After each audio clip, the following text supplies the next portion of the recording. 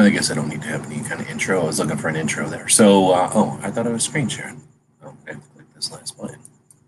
Now we're screen sharing, and now it's taking up the whole screen. And if my microphone is working, give us some feedback. I don't know if anybody's going to watch this live, but I've been over here watching Barbecue's channel, having an interview with Brooke Cheney, talking about her projects, which include a Great Start Shooting School. That includes the Suicide Prevention Saturday project and DC project and some other stuff. So I got about halfway through and I figured, oh, I'm stealing this and we're going to go live and watch it from the beginning. I've only seen about half, but I've already found 3 things that we're going to be time stamping here on the video. So first I'm going to refresh it because I need to close the description there. Second Amendment. All right, and we'll start from the beginning. Here's the deal, fair warning, I'm horking this. And I already told Barbecue like 5 minutes ago that I'm horking it. And I invited Barbecue and Brooke to join me. They don't have to, but I'm just giving them fair warning because of I'm horking this. I watch a lot of 2A stuff, and this is one of the best things I've seen in a while. So it wins. I'm pretty sure it's going to win for the week, which is unusual because not very many things win over Locked and Loaded. But here we go. Feel free. I'm hunting a mosquito here. I have a quarter of the screen dedicated to feedback. So unlike Barbecue show where he does it without being live, we're going to be live. So feel free to leave some feedback over here as we watch. I'll be pausing it and maybe saying stuff. And I was trying not to eat. I tried to eat before this thing, but I didn't finish. So I'll try to not eat loudly, or at least not eat while we're watching. I will be swatting these mosquitoes with my electric fly swatter. You might hear some popping from mosquitoes being popped. With that being said, this is, well, I don't have to introduce it because you're about to see the whole thing. So here we go.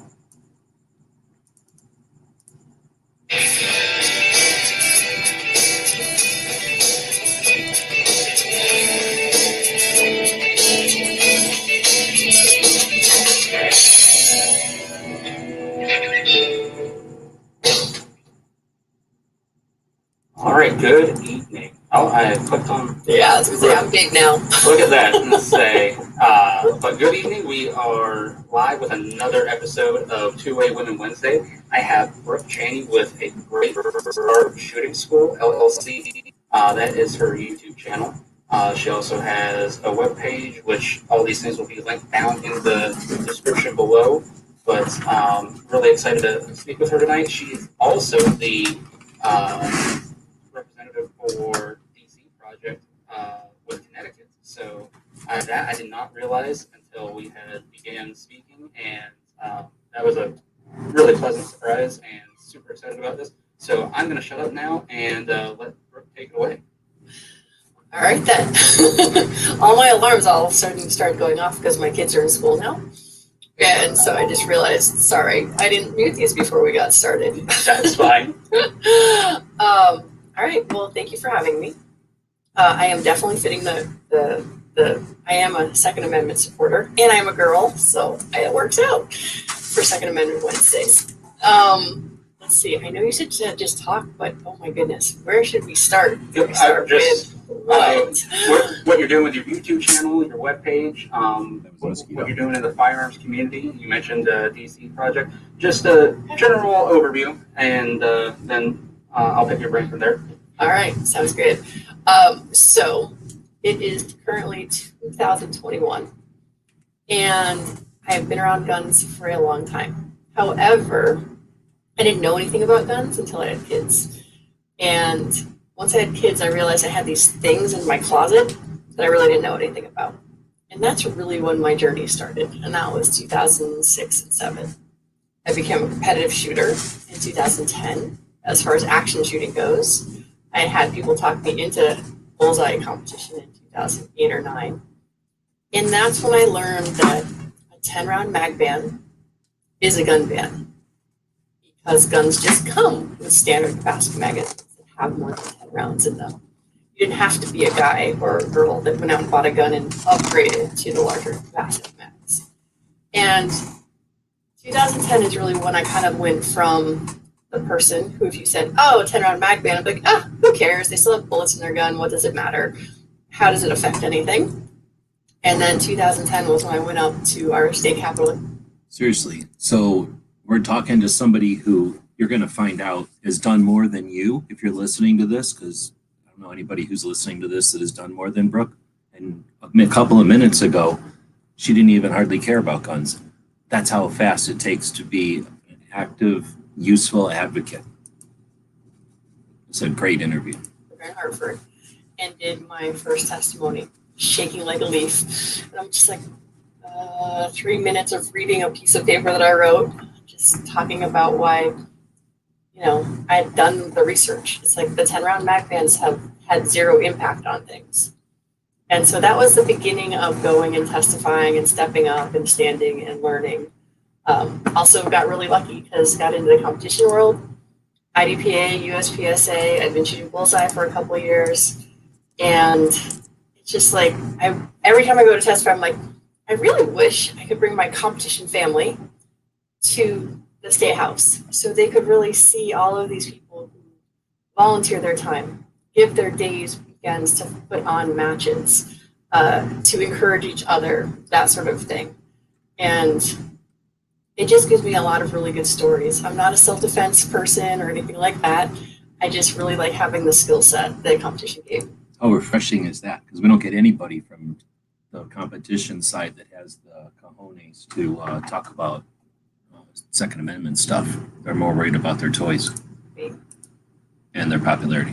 And meeting all the ladies that I have in the Second Amendment community and in the competition community has been great, because I'd always, there's going to be commentary. Pretty much a tomboy. I really like hanging out with guys more.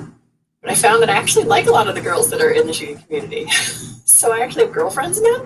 Now, they don't know this because girls never pay attention, but dudes, how many girls do you know that said that same thing to you over the years? Especially if you're a dude around guns for any length of time. They don't realize that they're not, that a lot of times gun chicks don't realize the reason they don't like other chicks is because their other chick friends ain't gun chicks. Once they hang around gun chicks, they dig it. I'm just mansplaining here. Just new for me. And I don't know. That's what I got for now. All right, terrific. So, I don't feel bad about talking over this guy. is that I've heard of a lot of different competition shootings, SAS, PRS, all those things. Obviously, I assume shooting bullseye is bullseye, but anything particular to it? Well, the story of how I got it. All right, so let's get started. So here's how, when somebody's sloppy like this guy, he's okay. He's got some information in here. It's repetitive, but it's keyword planting. And then he's got all of Brooke's links, which is nice and courteous of him. Then he's got his links, which is greedy of him. But what he doesn't have is, for you, the viewer, he doesn't have the, what do you call it, timestamps. So we're going to add those for free. So we're going to refresh so that I can close that description. I'm a Second Amendment supporter. And, we'll start right there. So at 126, we're going to call that the intro. So here's how you do it. You type in 1:26 space intro. And then enter. And then that'll be ready for the next timestamp, which was pretty much where we were left it off, which was, I think, at something like here. Oh, sorry. Tried to get the mute. I'm allergic to the bullshit. All right, let's go. EPA, USPSA, I've been shooting bullseye for a couple of years, and just talking about why, I've done the research. It's like the 10 round mag bans have had zero mag ban. I'm like, who cares? They still have bullets to put into the competition world. IDPA, USPSA, I actually like a lot of the girls that are in the shooting community. Okay, so that's where I remember mansplaining. So now we're going to go to like 413-ish. That's when what's-his-face starts saying something. And then that'll be the next thing she was going to talk about, which is, I think, competition. So I actually have girlfriends now, which is new for me. And I don't know. That's what I got for now. All right, terrific. So, bullseye shooting. What exactly is that? So that's where he brings up bulls. I've heard of a lot of different competition shootings, SAS, PRS, all those things. Obviously, I assume. Now, what I'll shooting do, because you can't ever know. Anything particular to it? We already heard him say that. So what I'll do is I'll hit comment. Now that it's a comment and you can see it automatically hyperlinked the things into timestamps for this video. And now I'll go in and edit my video. And now I've already got a save. In other words, for the video game kids, I've already got a save point at this point now.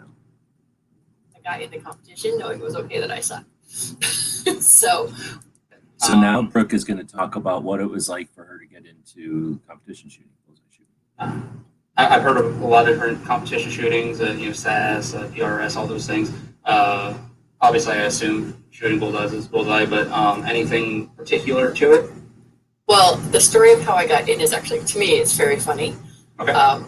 In that I was at our club and someone says, Brooke, why don't you join our bullseye team? I'm like, dude, I totally suck. He's like, that's okay. We just thought it'd be cool to have an all-girls team. So I was really lucky because I got into competition knowing it was okay that I suck. But bullseye is this crazy precision sport. We did it with 22 handguns, and it's, hitting this little tiny X at, 20 yards or so.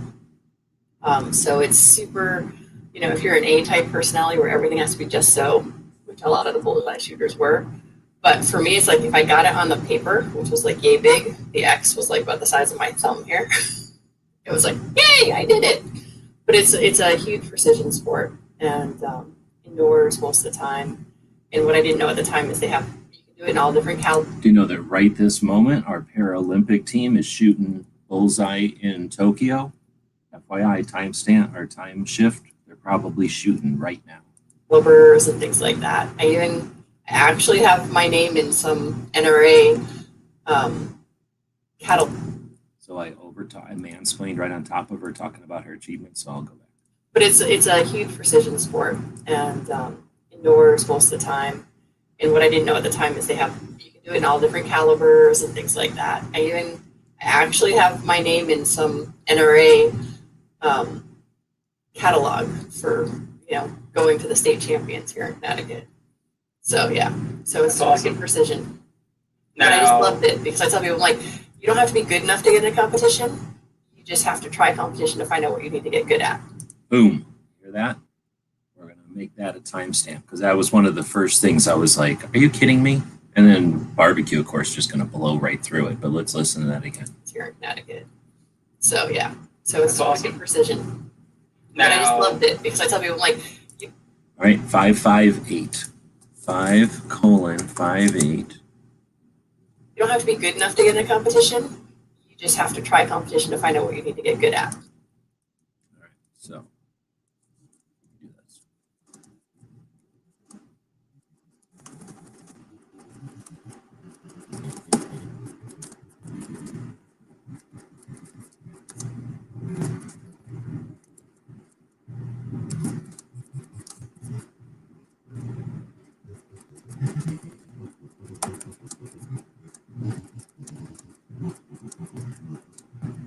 I don't know if she said, and here's the deal, don't even care if you're typing it right. Let the stupid robots spell everything right. All you gotta do is tell the robots to spell everything right. Okay, you do not need to be good enough, who typed this, to get into competition, comma. You try competition to see what you need to get good at. I think that's the quote. I'm gonna go back to 558 and find out. Catalog for, going to the state champions here in Connecticut. So yeah, so it's awesome precision. But I just loved it because I tell people, like, you don't have to be good enough to get into competition. You just have to try competition to find out what you need to get good at. Mm-hmm. Now, any special I thought that was pretty guns, we always hear about these race guns that, super light triggers and, it's nothing that you're going to see anybody ever carrying. Is that what you're using in that, or is it just your everyday carry? So for bullseye, we did, I had a Ruger Mark III, for example. Boring. But just like in USPSA, as far as the race guns go, they would have these custom-made handles because one-handed shooting.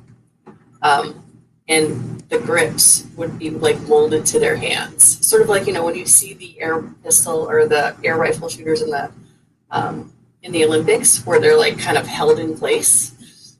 That's kind of how the grips would work. But it's generally a long target pistol, like a Ruger Mark III or something like that. So, All right. yeah, it's like I said, I was just thrilled that someone said it's okay that you suck. We just want girls to show up. So that was cool. Definitely. So you mentioned that because of the competition shooting, that led you to realize that, as you put it, 10-round capacity limitations are really a gun ban.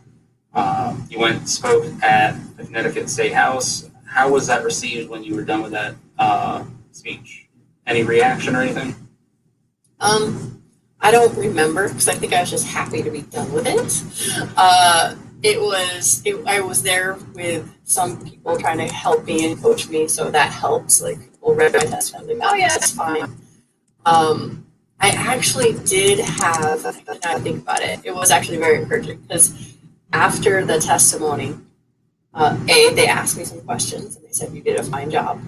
And then afterwards, I'm out in the hallway outside the room where everyone's doing the testimony. And one of the Democrats came out to me and he's like, it's so refreshing to not have someone threaten me and just tell me about what they think versus being like all stern and angry with stuff. Right. So here's somebody who ain't getting paid nothing. She don't care if you ever go to her class or whatever. And she's just a regular person telling this guy who asked her about a question about what it was like to testify. And the feedback we got right there was that as a regular person testifying to state Congress in Connecticut, and this is after probably the most stressful thing any Connecticut person in office today is going to deal with. She was congratulated, Brooke was congratulated for her demeanor and her message. I guess the message wasn't as important as the way that she conveyed her message. So, I mean, that's why I'm satisfied that we're doing just fine. We've got pendulum swings, and we see right before that pendulum swings, you think it's inevitably going in that direction forever, and then it does its swing, and it goes exactly the other direction.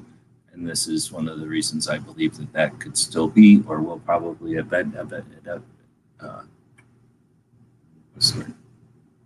will inevitably be the direction that we go, because they're making head grounds like this. How many people do you know that are paying attention to people like Brooke, who is not, though, I mean, I'm glad she's not the only one. She's the one who's talking to barbecue about it. But those kind of breakthroughs happen constantly, and they're happening more and more thanks to the projects that are out there. So let's say, I'll go back to letting them chat again, but I think that's an awesome point. And I'm definitely bookmarking it in here, because that's the kind of stuff that's overlooked by the people that require you to tune in tomorrow and be afraid. Be afraid. It's all over. It's ending. There's no hope. Tune in tomorrow and we'll tell you about how it's over and it's no hope. I'm not unrealistic and I'm not over optimistic. This is actual work being done. An actual human was scared and nervous, went in and talked to a representative. That representative, who may or may not be a professional asshole, went up and talked to her and said, honestly, I appreciate your authentic message. And he probably absorbed more of that than ever before. And she's not reciting rhetoric. She's reciting researched position. And her position happens to be on our side, thankfully. So, yeah, let's not overlook that element of what just happened right there. The room where everyone's doing the testimony. And one of the Democrats came out to me and he's like, it's so refreshing to not have someone threaten and just tell me about what they think versus being like all stern and angry with stuff. And so it's like these are the sort of things where I realize, like, they really are just people.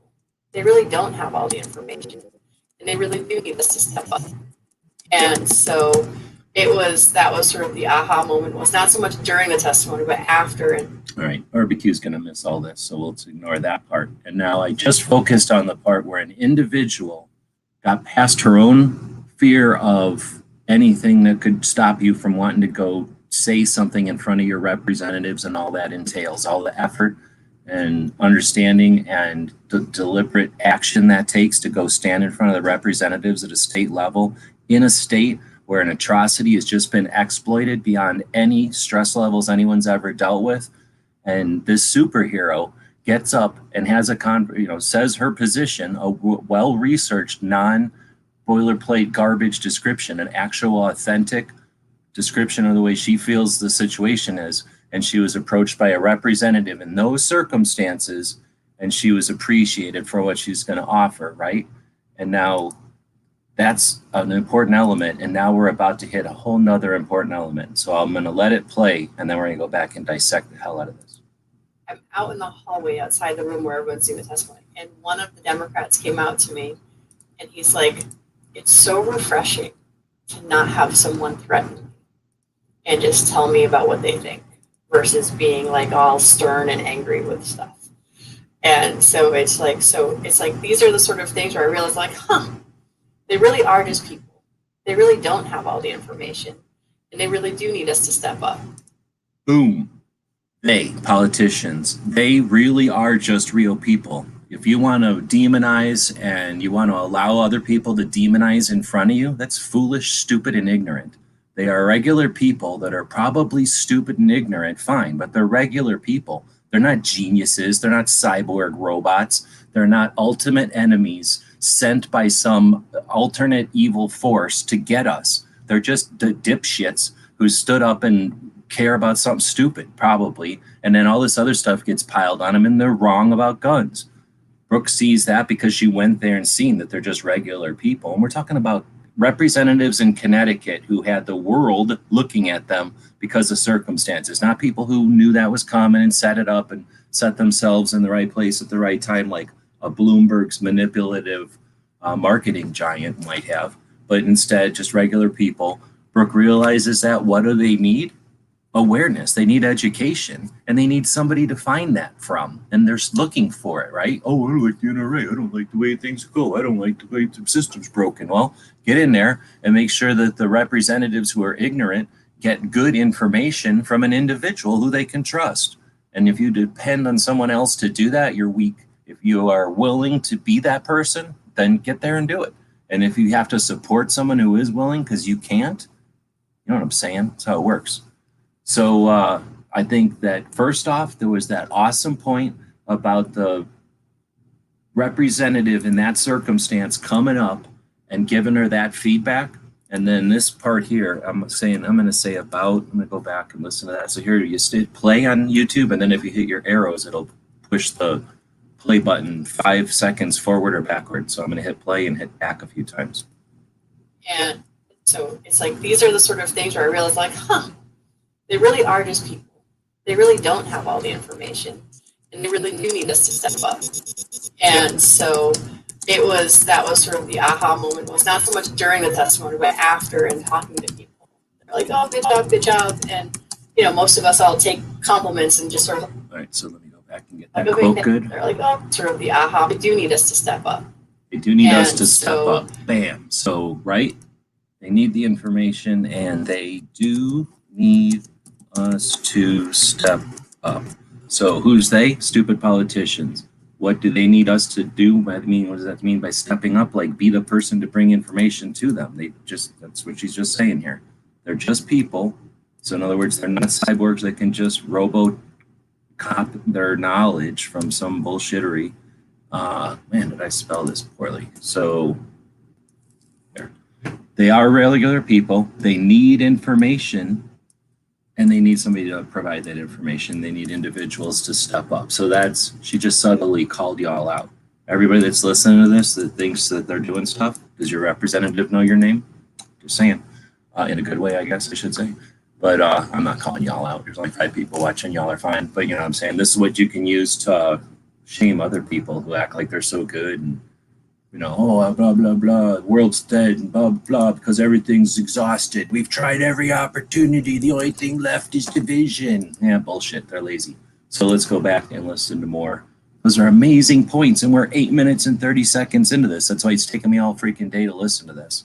So here we go. That was sort of the aha moment. It was not so much during the testimony, but after and talking to people. They're like, oh, good job. And, most of us all take compliments and just sort of like, okay, thanks. But this guy is like, yeah, I really appreciate your time and your effort for putting all this information together. That's terrific. And then, of course, let's see, that was 2010. Then 3 years later, 2010. She's 5 years ahead of me. It was the most horrendous 3 days at the Capitol ever. We were tested. After that. Yeah, my kids were 5 and 6 at the time. So it's like, I'm sure really hit home for you. Yeah, I mean, not just being in the same state, but yeah, no, having a 5 and 6 year old, knowing that some of these parents weren't ever going to see their kids again, and it was just horrible. And it was one of those things like Friday night, they're already calling for gun bans and in rifle bans, all of this sort of stuff. And I'm just like, these people are about to bury their children. I think she's talking about 2012. Why? I felt like they were already dancing on the graves that hadn't been dug yet. Yep, that happened that quickly. And I know like the NRA got flack for not coming out immediately. I'm like, personally, I think that's awesome that they didn't immediately jump out the way that the anti-gunners chose to. But it was just like, so for like 2 weeks, Christmas time, the week before, after, I'm literally crying every day. And so that January, I'm just like, okay, what actually helps prevent violence? What actually makes an impact? Because like at this point, I already knew most laws don't. And so I started studying the DOJ, FBI, the school education, the federal bureaus of America. Say, all right, you guys have been studying violence forever. What laws don't? And it helps prevent violence. January, I'm just like, okay, what actually helps prevent violence? What actually makes an impact? Because like at this point, I already knew most laws don't. And so I started studying the DOJ, FBI, the school education, the federal bureaus of America. Say, all right, you guys have been studying violence forever. What is the deal? And between the hundreds of pages that I read, and I also brought to the Capitol with me, I had like a huge stack of all these different reports, of like 10-year reports. Like after Columbine, the Department of Education, FBI, Department of Justice did a 10-year study on violence in school and school shootings. And the short version of that huge report that I read was, it's about communication. It's about understanding the community. And then I went on and I went to like gang violence prevention. And it's kind of the same thing. It's communication within a community and having community standards. And so I learned that, and that's sort of been a big portion of what I talk about when I go to talk, is like, if we really want to save lives, let's actually work on the problem. Because imagine how many lives we can save, not just those that die by gun, but also in the Second Amendment community as well as in general. It's like people are always talking about battered women and abuse and that sort of thing. I'm like, hey, imagine if both the Second Amendment and the anti-gun community came together and actually worked on preventing violence together. Like that's my ultimate dream, right? Yep. Is that we focus on anti-violence, not just a thing. So, with that, why do you think it is that politicians don't pay attention to things like you just said about communication? If they really do want to save lives, they want to make a difference in these communities, why aren't they focusing on reports like that? Why do they just choose to try and legislate away these issues in the manner that they keep trying again and again with no results? Well, unfortunately, it's the funny answer to that is it's about communication, right? It's that someone has already told them that the 1 gun a day or 1 gun a month or something had an impact somewhere. And unfortunately, so many of us are swayed by anecdotal evidence.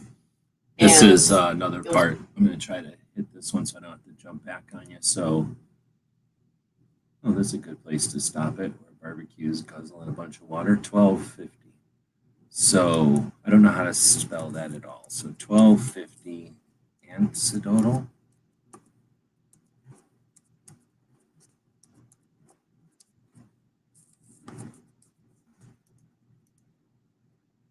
I don't know if that's the right word or not. Is that a dinosaur or is that the right word? Anyhow, this part is pretty freaking good. And my goal isn't to sell you some kind of new flavor toothpaste, but instead to give us all better ability to have conversations with antis. Knowing their positions better than them seems to be the most efficient way to get them to question their position.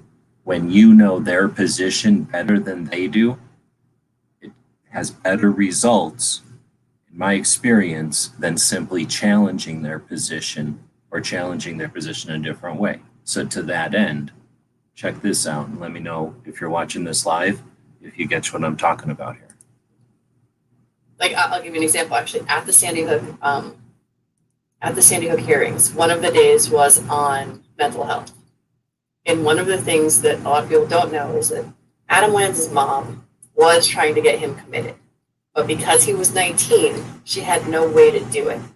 And so they're having this big hearing and they're talking about mental health and they're talking about changing the law so that if I'm a parent of a 19-year-old, I can still get them committed against their will. And so that was the conversation that was being had. So this one gentleman comes up and he's like, my name is such and such. I was committed against my will. It was the best thing that ever happened to me. I absolutely support this change. A couple speakers later, another dude comes up. I was committed against my will. It was the worst thing that ever happened. I wasn't ready for counseling. I think it put my treatment back 3 to 5 years. So there is no simple answer to how to fix things. And the politicians need something they can sign to say they did something. So the actual solving of the problems are super hard.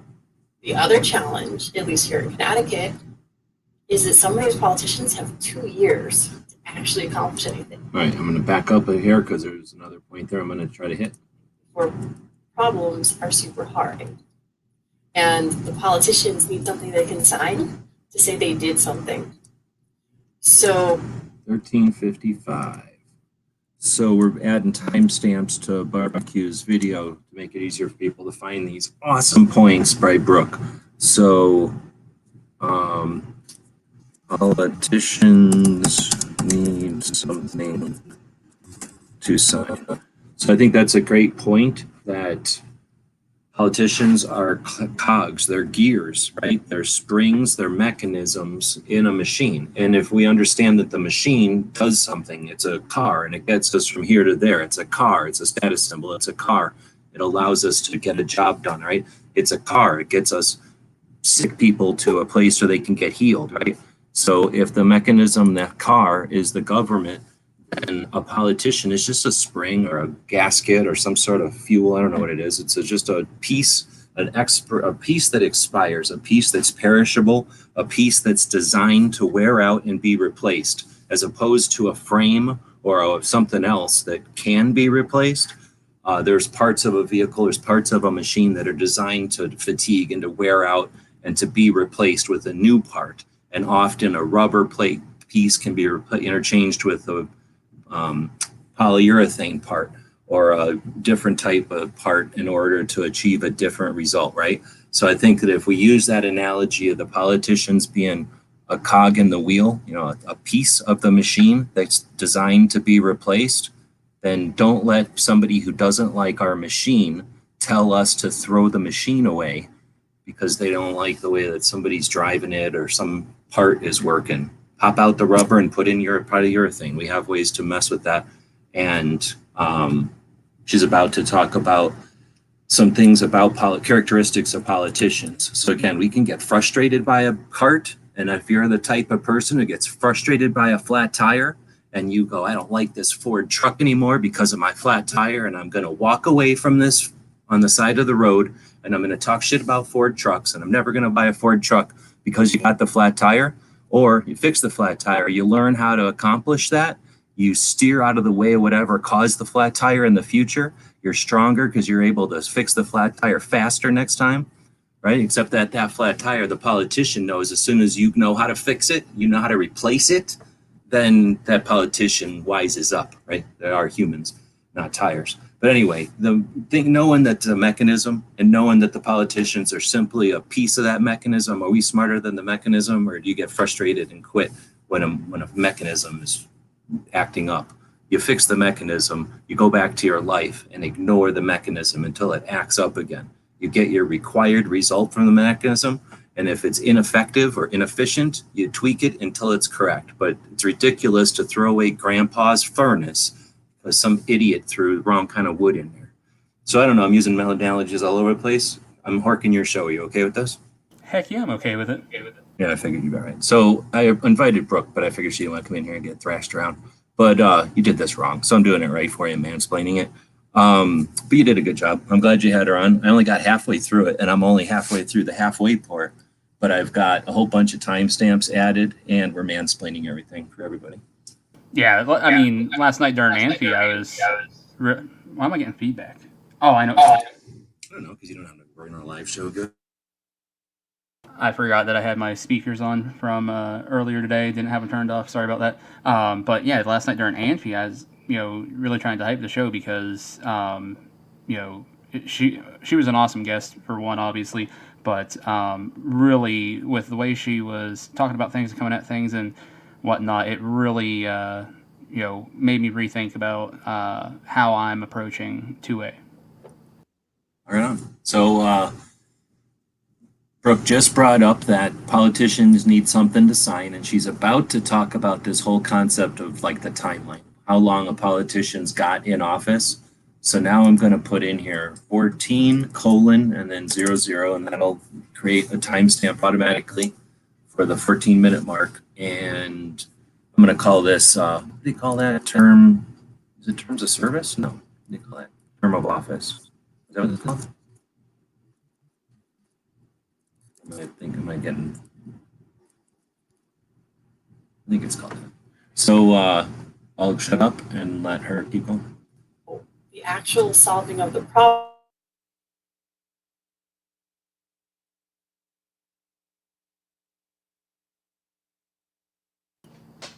There's no audio, G. Oh, it turns out if I mute, then y'all are muted. So let's go The back other and try this challenge, again. at least here, there is no simple answer to how to fix things.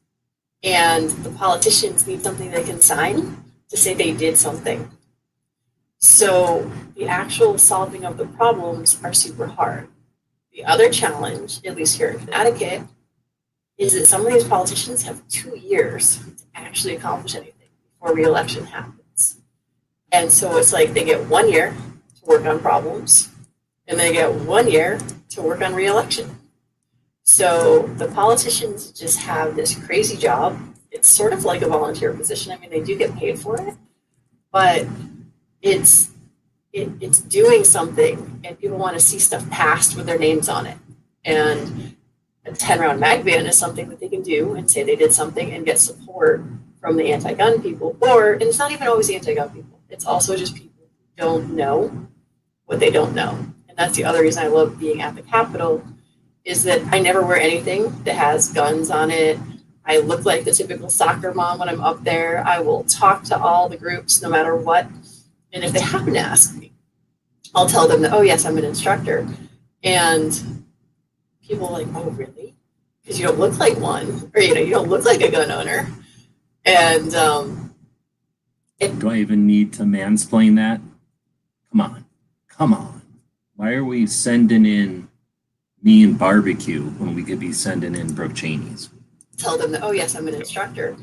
And people are like, oh, really? Because you don't look like one, or, you don't look like a gun owner. And I'll have the conversation with them, and they did not know that, like the 10-round mag ban being a gun ban. They're like, that doesn't make sense. I'm like, I know, most people don't. They think that, like I used to, politicians are doing the best they can for as many of us as they can with the information they have. And now that I've been in the political arena for 10-ish years at this point, some of them are really like that. Some of them are not so much. But it's just like any other group of people. There's really awesome gun owners out there, and there's some that we're not really proud of. So I'm going to go back and timestamp it right there. So there's really both of them are not so right. Some of them are really like that. Some of them are not so much. But it's just like any other group of people. There's really awesome gun owners out there, and there's some that we're not really proud of. So it just kind of goes that way. Every group Most has, definitely. you know, their stars, the ones that you wish everyone was like this, and then you have the ones you're like, oh no, don't do that. So mental health is a big part of your YouTube channel, and like, So we get that all the time, but then they look at the extremes to marginalize gun owners, associate us with the violent, associate all gun owners with the yahooery of the extremes. So understanding that tactic or whatever, when you're having a conversation with somebody and pointing it out, hey, I understand what you're doing there. Do you? That's, again, knowing their side better than they do. Effective.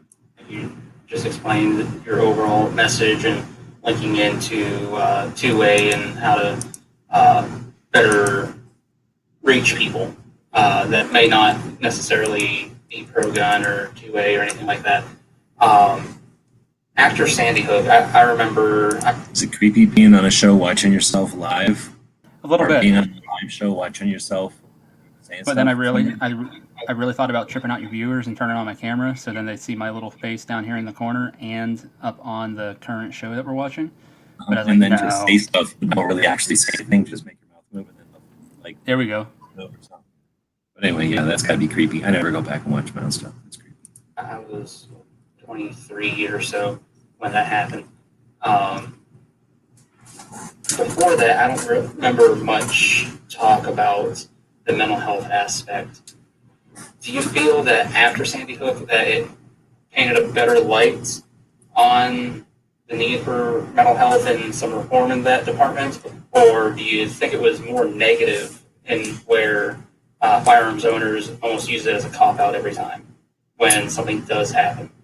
So yeah, I think the way things are presented is often not as concise or clear as it could be.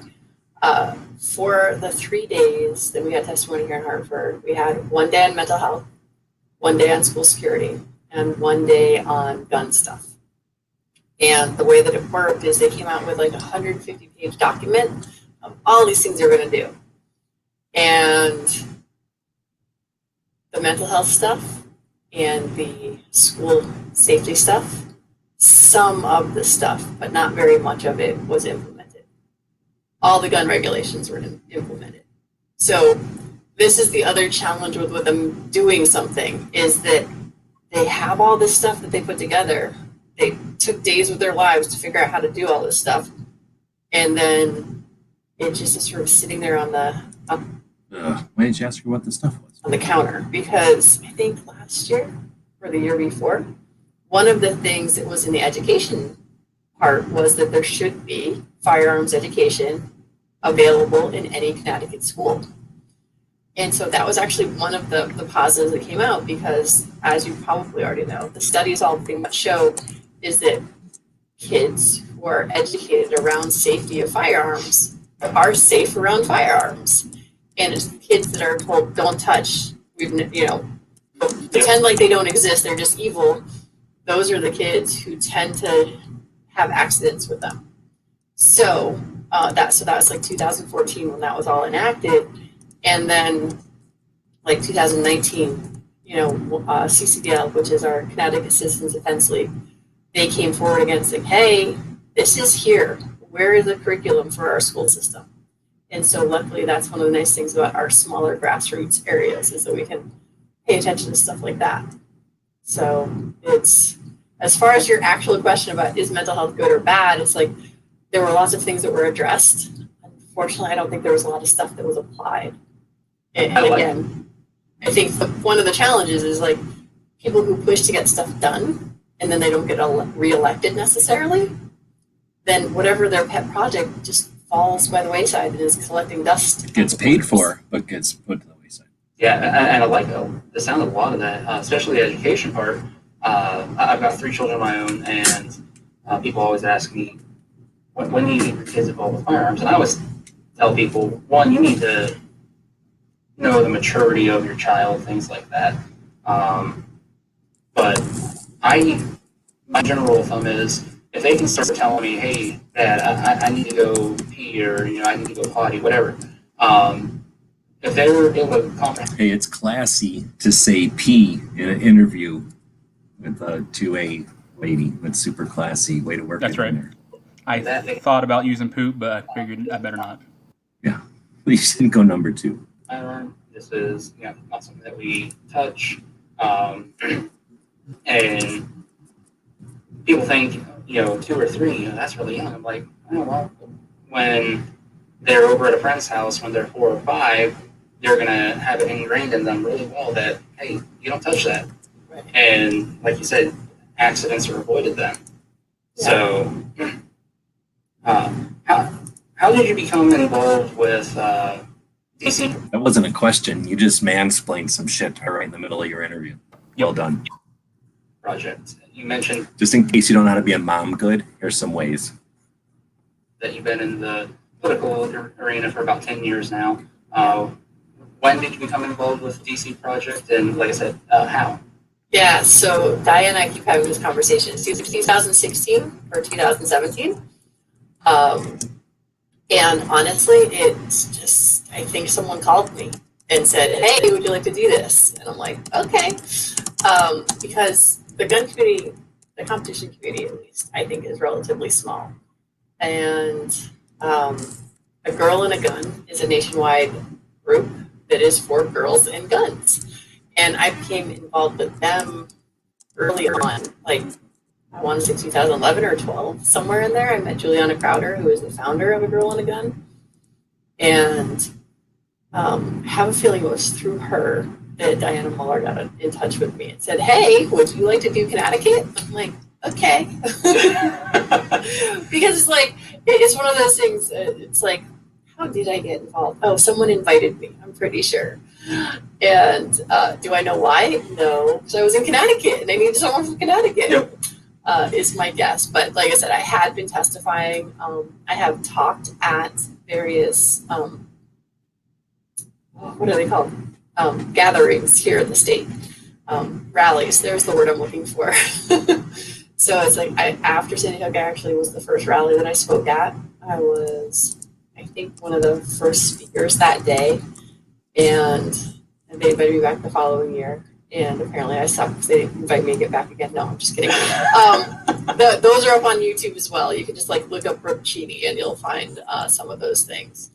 But it's one of those things where, because I started speaking out and because people were like, oh, I like your message. Like I've had people come up the stage like, can you write a speech for me? And I'm like, no, I'm just writing what's in my heart and trying to share it with others. Like I can't write a speech for you. You have to find out what your spark is. Because one of the greatest things about the DC project with the 50, She said she got into the thing in 2012.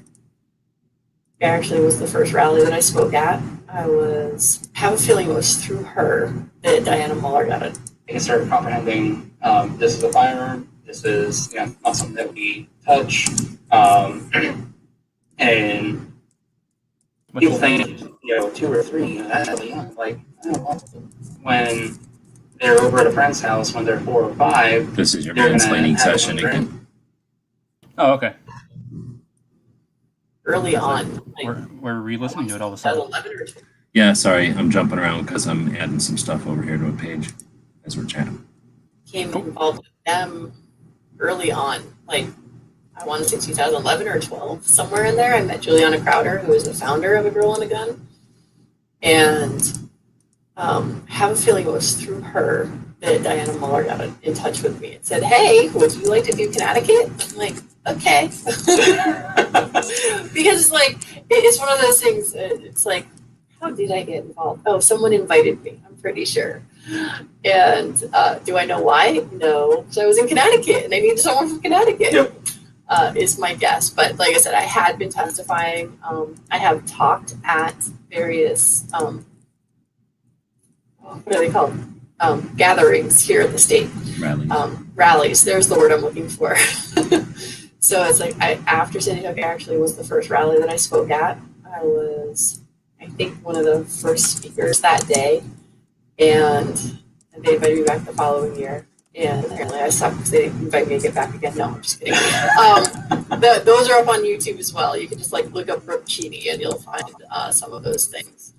But it's one of those things where, because I started speaking out and other people were like, oh, I like your message. Like I've had people come over the state like, can you write a speech for me? And I'm like, no, I'm just writing what's in my heart and trying to share it with others. Like I can't write a speech for you. You have to find out what your spark is. Because one of the greatest things about the DC project with the 50 Women from 50 states is that we're all significantly different flavors. It's like, my thing is mental health. We've got Gina, who's out in California, and she's part of the LGBTQ community.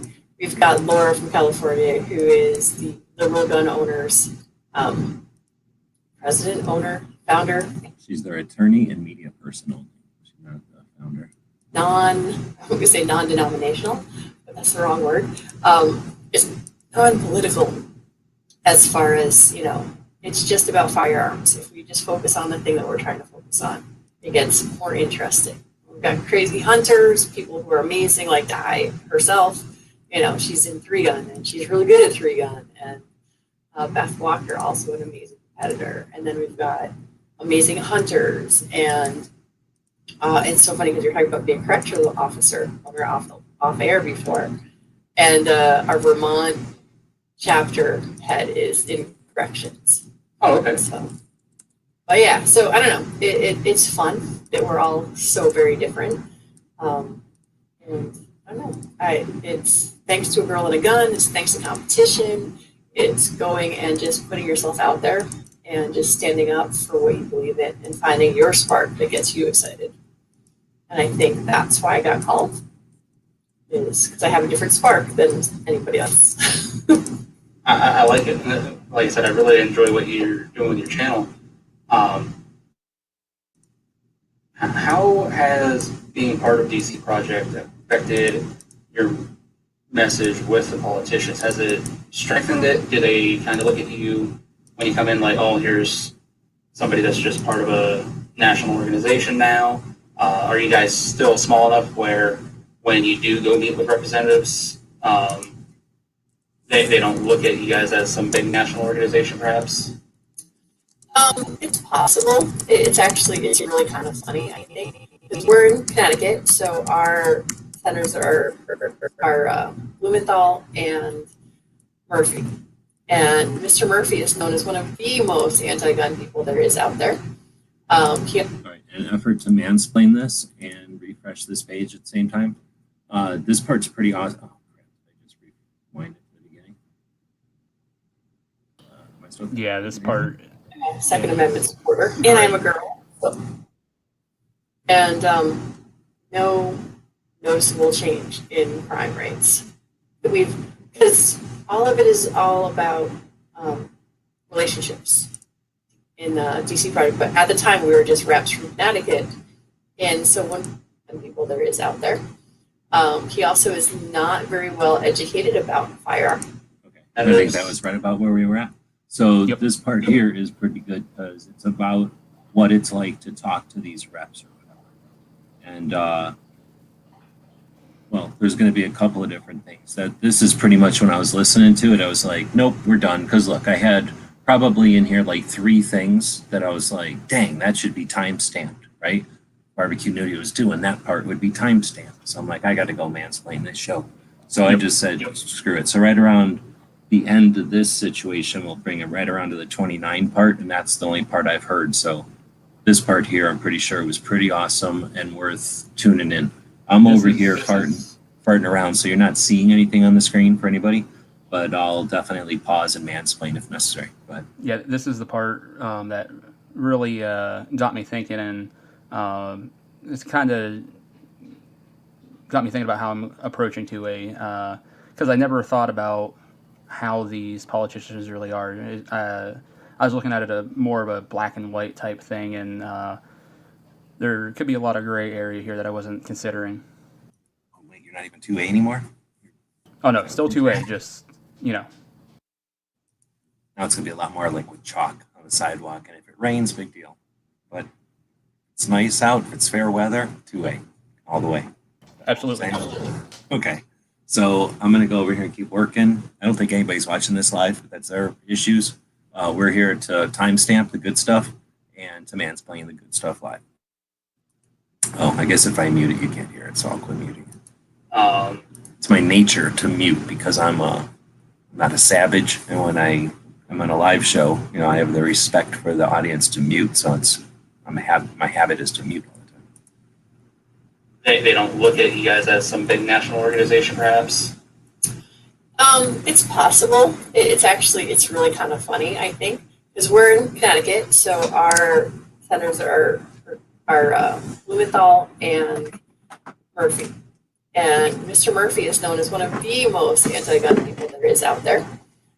He also is not very well educated about firearms, and he chooses to stay that way.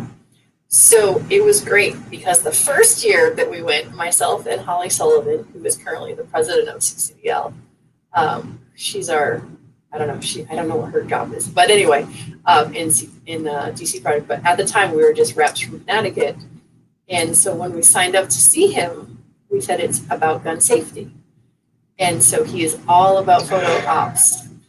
And so when we went into the room, he actually showed up and he made time for us. And then when we're like, well, we'd like to actually help you understand, and we just want to be a resource, because that's really what our goal is to help people like him who really don't seem to know what they're talking about to have a better grasp and understanding. And when he realized that we were pro 2A, I got to bump that just to get that timestamp, so you're going to hear that part again. have a better goal is to help people like him who really don't seem to know what they're talking about to have a better grasp and understanding.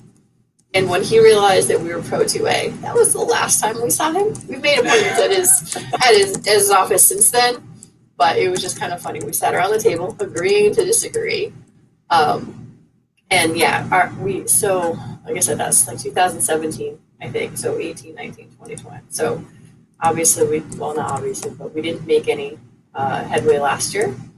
And this year is questionable because of everything changing so rapidly all the time. But I do think that we're well received. And one of the nice things when we go to DC is we break up into little groups. So I get to go to other people's states. And it's so nice to walk into a pro-gun state. Think about this. Think about what the DC project is doing and what these women are experiencing. I'm sure. When you're from Connecticut, where everything is like bad, black rifles bad, and that sort of stuff, it's just like, oh, it's nice to go to like Wyoming or something like that. So, but yeah, I mean, and we have definitely grown. I mean, Di is our superstar, and she's actually testified now at least at 2, if not 3, congressional hearings. Now at least at 2, if not 3, congressional hearings regarding firearms. Like I think the latest was the red flag law, maybe. Oh, okay. So I mean, the fact that because all of it is all about relationships, right? Like I told you my first testimony where one of the guys came out and said, "Hey, I think you did a really good job. I'm more than happy to talk to you." And it really is bending that one senator's ear or that one representative's ear and being like, yeah, I'm not trying to beat you over the head with, but here's what the FBI says. I'm going to keep letting her talk here when I'm done mansplaining, but again, I know that I'm not here to bash ignorantly on shit because it's easy or it's cool to bash. But when you've got some people that are like, pay us a lot of money so we can send lobbyists, or pay us a lot of money so we can fix bad law, pay us a lot of money so we can petition new laws or whatever. What is another alternative to any of that? Spend a bunch of money so that we can send somebody to stick a finger in the dam, send a bunch of money so we can fix a problem, send a bunch of money so that we can, keep the dam repaired or whatever. What's an alternative to that? Let's send 50 individuals, which is basically special operations. Do you send in waves of troops at an enemy that's sitting in the bushes and has an endless supply of pawns and can snipe at you as you approach? Or do you send in special ops who can walk right up to them, either re-educate them ideally so that they're just on our side, done, and now we don't have to do nothing, it's just now they're on our side, or slit their throats if they have to need, situation depends. Not literally, but in the sense of education and taking away the ability for uneducated to comply with stupidness, right? So what do you do? Who do you fund? Do you fund bullshit, attrition, war of attrition that has never worked? Bloomberg has individuals that he pays a lot of money to send drone robots out, and we're paying to have soldiers die in waves to those robots. Stupid battle plan. We could have ninjas, ladies ninjas, go in and whisper in the ear until they change their mind, and if they don't, there's no more ear to whisper in. That's all I'm saying, because the lady ninjas come out and point at which ones we need to remove, and we remove them with the ballot box. Done, done, and done. So let's listen to, she's going to say it in a different way, basically. More than happy to talk to you. And it really is bending that one senator's ear or that one representative's ear and being like, yeah, I'm not trying to beat you over the head with, but here's what the FBI says about actual violence prevention. Here's what the Department of Justice actually shows you the stats as to these laws went into effect, like the 10-round mag ban from Massachusetts is my favorite because it's our sister state here. And no noticeable change in crime rates that were any different than any other state that didn't have a 10-round mag ban. Stuff like that. But they'll actually listen to you because you built those relationships versus just yelling at them. The whole shall not be infringed. They hear it all the time. It falls on deaf ears. Yeah, it does. Because they don't care about it. They don't know why they should care about it. I mean, I was that girl. I knew nothing about Second Amendment. It took me so many years to understand why Second Amendment is so important because of. Hold on. So I'm done doing this. Then we're going to go back and listen to this superhero. This is where I was like, we're done. I'm doing this live. There's no way I'm just listening to this. Listen to this superhero describe the last 5 years. What have you bought in the last 5 years? What dumbass guns have you bought in the last 5 years? How many dumbass stories have you heard from your friends buying dumbass guns in the last 5 years? Listen to what this mom in Connecticut has done in the last 5 years. State that didn't have a 10-round mag ban. Stuff like that. But they'll actually listen to you because you built those relationships versus just yelling at them. The whole shall not be infringed. They hear it all the time. It falls on deaf ears. Yeah, it does. Because they don't care about it. They don't know why they should care about it. I mean, I was that girl. I knew nothing about Second Amendment. It took me so many years to understand why Second Amendment is so important because I'm not good in history. It wasn't something I was raised with. I was the girl who literally didn't vote ever. So I'm like, I don't know who these people are. I don't want to throw away a vote, but I also don't want to vote for the wrong person. So I'm just not going to vote. And that would be me in 2005. Now, last year, when I went to vote, not only did I know every single person on that ballot, they actually all knew my name as well, except for the president. But other than that, the senator, the congressman, the state reps, all of them. Superhero. You can give her money. How many people you give money to can say that? You can give her money. Go to the DC Project. I put a link out there somewhere to the DC Project. And then, or you just go to Great Start. They might have something there to book a service or something, buy a class and don't show up. Imagine being able to say that after a couple of years of effort. Anybody can do it. So you can always change your ability and your influence by finding that one thing that is your spark, finding that thing that gets you excited about sharing with somebody else. Because whatever it is, you're going to research it harder than anyone else. And you're going to be able to present it in a way that no one else can. You have to. You have to step up. You have to reach out. And yeah, just saying Second Amendment shall not be infringed is like, they don't listen to it at all. They don't hear it. They don't care. I mean, the ones that are for Second Amendment already will like, yeah, go, and they love to be encouraged. So let's timestamp that. Awesome point. But you have to reach out. And yeah, just saying Second Amendment shall not be infringed is like, they don't listen to it at all. They don't hear it. They don't care. I mean, the ones that are for Second Amendment already will like, yeah, go, and they love to be encouraged. But at the same time, the ones that are against is like, oh, not these guys again. Yeah. So, I mean, it's what it comes hard. down to it's pandering, you know. You're at a rally or something and say, yeah, like you just said, but when you're, you know, you say you're Dead mosquito. a Boston Bruins fan and ha, their dog's not mine. I told my husband, like, keep the dogs out. you know, probably the kids. That's all right. All right, you're a bad interviewer. You know how you know you're a Yep. bad interviewer? She said she's got dogs, and you didn't say nothing about her dogs. You didn't even ask I about her know. dogs, or ask for a belly See, rub, or some sort of It's proof of a 2 dog. interviews in a row that I've done that now. I did it with barbecue too. But no, it's to say you're a Boston Bruins fan and, you know, you're in Detroit, well, you can shout, go Bruins all you want. All the Red Wings fans are going to drown you out. You know, but might as well mansplain with a sports analogy, right? Sorry. It's okay. Well, no, because it's about your audience, without a doubt. It's Yep. not, and it's one of those things where it's like, is our Second Amendment important? Absolutely. Did I understand that for a long time? No, not at all. Like, I had no clue why that was important or if that should be important. And so that's why I'm like, because I was so clueless, Uh-oh, it's you made my really dog come out why here. I don't try to talk about Second Amendment. Why'd you And there come out are people like I say, the DC Project, we have some amazing lawyers, like legit lawyers, who are great at explaining how and why these things work the way that they do.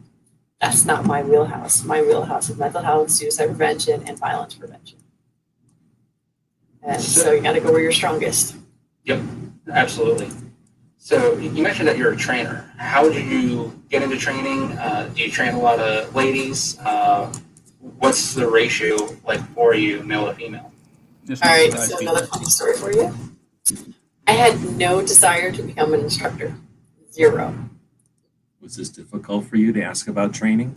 We bought our home in 2010, and I got into competition, and we built a little range out back. And it was cool enough that I'm just like, okay, I want to get insurance, because I was raised by a family of lawyers, quite honestly. So I'm like, so I called up an insurance company, and I'm like, hey, can I get insurance for my range? Like, are you an instructor? No. And they're like, I'm sorry, unless you're an instructor, we can't sell you insurance. I'm like, huh, okay. So I went on the NRA website, I looked up instructor courses, and now this was a Tuesday, mind you. And there was a class that was starting that Thursday. So I called up the contact on there. I'm like, hey, do you have any room in your instructor class on Thursday? He's like, yes, I do. So by that next Monday, I became an instructor just so I could get insurance. I never planned on teaching anyone. I certainly didn't plan on opening a school. And so it was like, that was, I think, 2011 or 12, I always forget. And then by like 13, you're like, oh, don't you have the certificate? Can't you do my pistol permit thing? So it's like, all right. So I ordered a couple books from the NRA, and I did a couple friends and family. And then honestly, I got into A Girl and a Gun and traveled out to Texas. And it was like, I went to the first Girl and a Gun conference. It was the coolest thing ever. It's like, you don't have to know anything, and you can go and have fun with guns. All right, so we're going to go back and make sure that everyone hears that freaking for sure.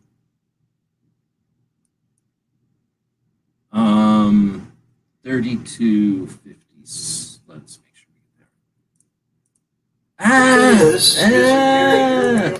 And traveled out to Texas, and it was like I went to the first Girl in the Gun conference. It was the coolest thing. All right, so what happened there? Stupid YouTube puts the fast forward button right next to the decent regular button, and now I fast forwarded into freaking Gizzard's stupid video. And I was wondering it what that screwed was. up everything. So here's why you want to always do saves. I lost everything back to 2932, which was basically the last save. So now I go back and edit that comment so that I can find the timestamp for this part that we were looking for, and we'll keep going. Ever in Texas, and it was like I went to the first Girl in the Gun conference. It was the Okay, so 33, right on the dot. Is it, what's the deal here? How come so many of these timestamps are right on the dot? Is it scripted? It might have been. You never know. All right, Honestly, so people do know, and say because unfortunately I don't put that much effort into my channel right now to actually script anything. So while I'd like to say it was scripted, it wasn't. So it's just weird that like 8 minutes, 10 minutes, 14 minutes, 15 minutes, and 33 minutes were all minutes on the dot. And there's a whole bunch of them that are like 55 and 45. Just seems too, I'm sus. It's real sus to me. So here's what we're going to talk about mansplain next. Girl in a Gun. So over here, we're looking at Brooke's page over on Minuteman. So she starts, this is basically a timeline I've been able to decipher for all y'all that aren't even paying attention. So she's minding her business, comes along, and then hangs out with Girl in a Gun and starts doing her own shooting school because of she wanted that insurance to be able to shoot with friends and stuff.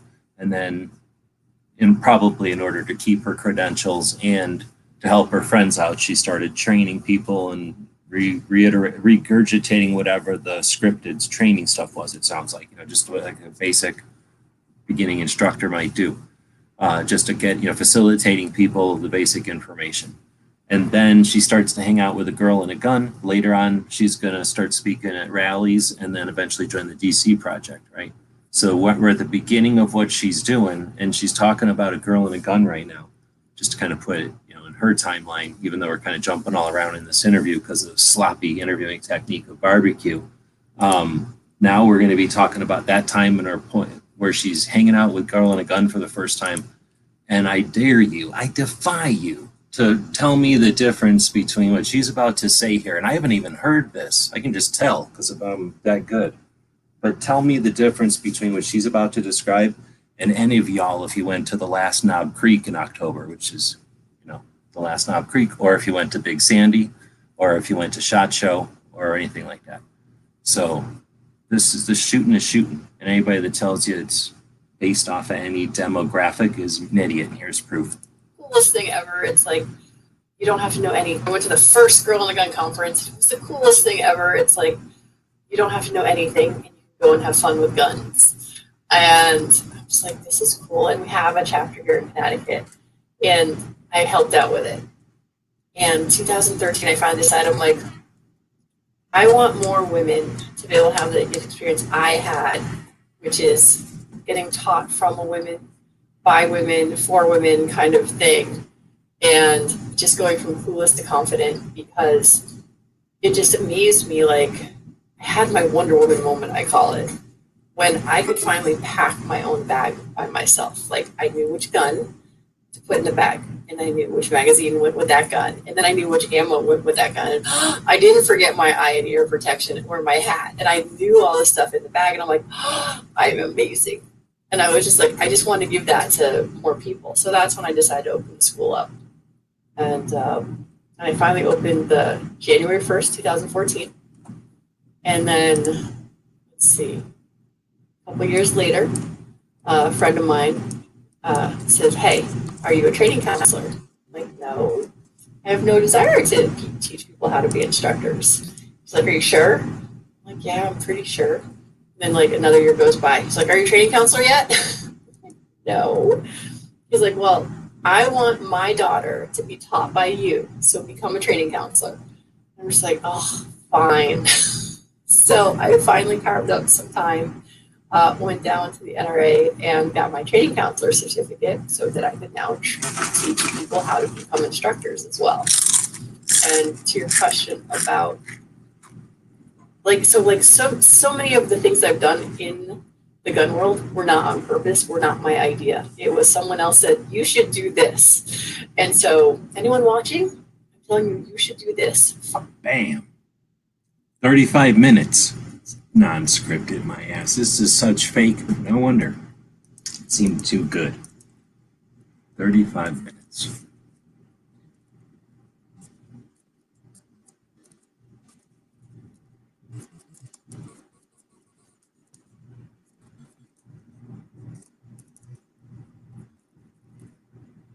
The weird part is how many times they had to rehearse this in order to get all of these things right on cue, right on the timestamp. So many of the We things actually I've did done it first try. in the gun world were Yeah, not right. on purpose, were not my idea. It was someone else said, you should do this. And so anyone watching, I'm telling you, you should do this. Find your spark, get involved. Oh, look, and then that mosquito exploded You might right when not she be says, great at get your fundraising, spark? but you might be What? awesome at fundraising.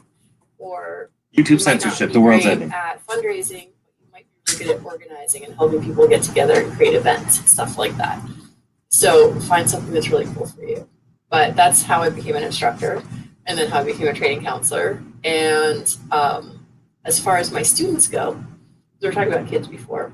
My youngest student was 3, and my oldest first-time student was like 86.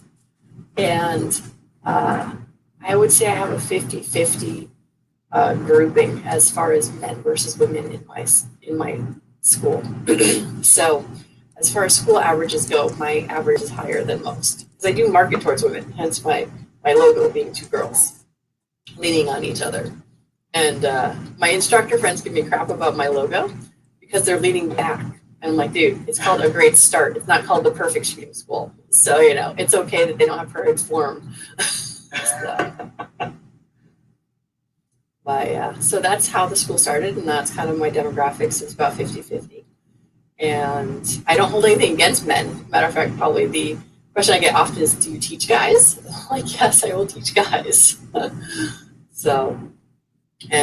insurance company, though, just made it so that I can only have kids 12 years and up. Oh, yeah.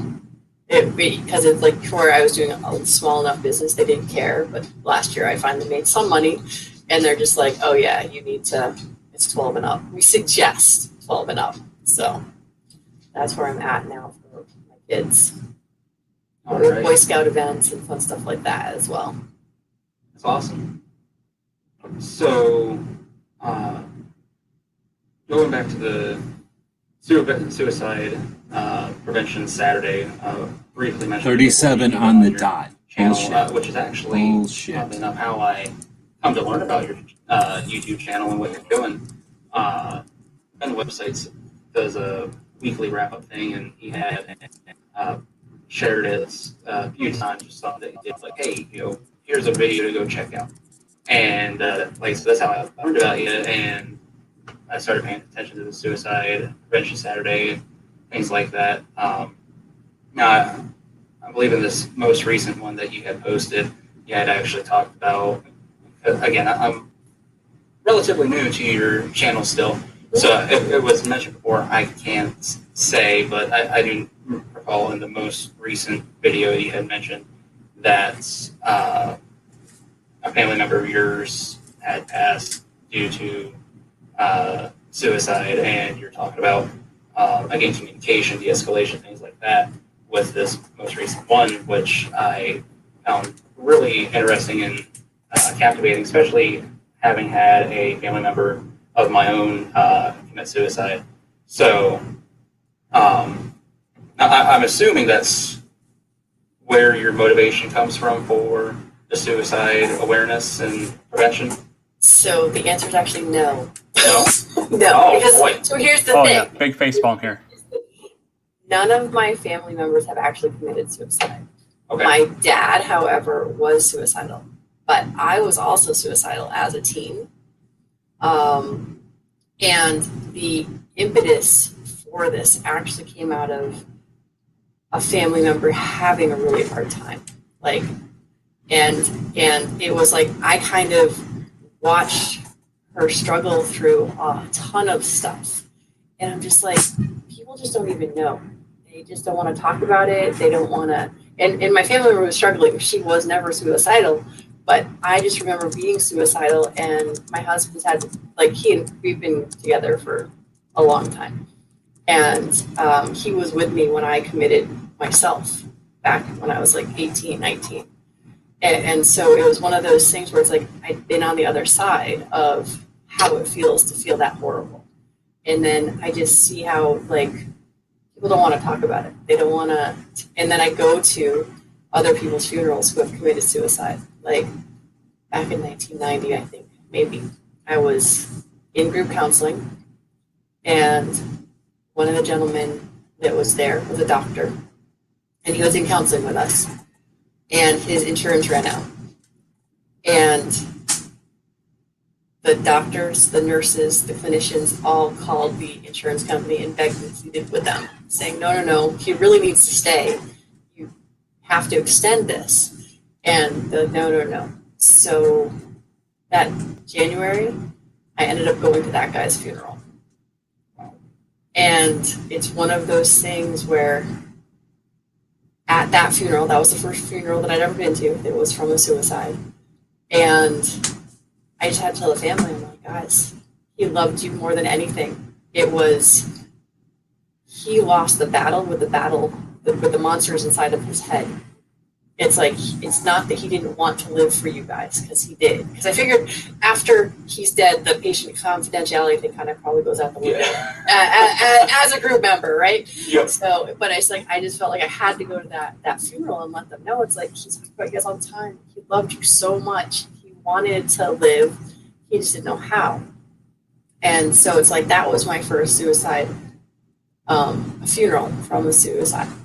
And so that was my younger self, right? And then as I'm older now and I'm dealing with guns and, oh, let's talk about suicide prevention. Oh, but wait, let's talk about gun violence. Wait, what does that have to do with each other? It's like 2 out of every 3 gun deaths, 2 out of every 3 is a suicide. Yes. And just Okay, we're going to mansplain that.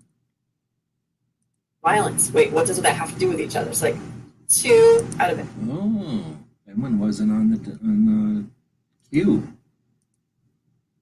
Something must have happened. 41, I'll just say 4110. Every 3 gun deaths, 2 out of every 3 is a suicide. Yes. And just like I said earlier in the podcast, it's that imagine for a moment if we actually focused on suicide prevention. Not only will we prevent the suicides that happen with a firearm, but all the other ways that people do it. Mm-hmm. And I don't know, but this is where getting into the competition community and getting involved in veterans groups, because veterans groups is 22 a day. There are 22 veterans a day that are committing suicide, and raising awareness for that as well. So so my impetus is like kind of multitasked, right? Multifolded as to how and why I got to where I'm at. And there's so many reasons why I do it. I think just like you doing this show, I'm sure you will get comments and things that people say, thanks for doing the show, interviewing so-and-so, I didn't know this, right? Yep. And with the Suicide Prevention Saturday, it's also that encouragement. Like a couple of years ago, I used to just do them on Facebook Live, right? And now I'm trying to do Facebook and YouTube, which I goofed last week. So that could be why I was messed up.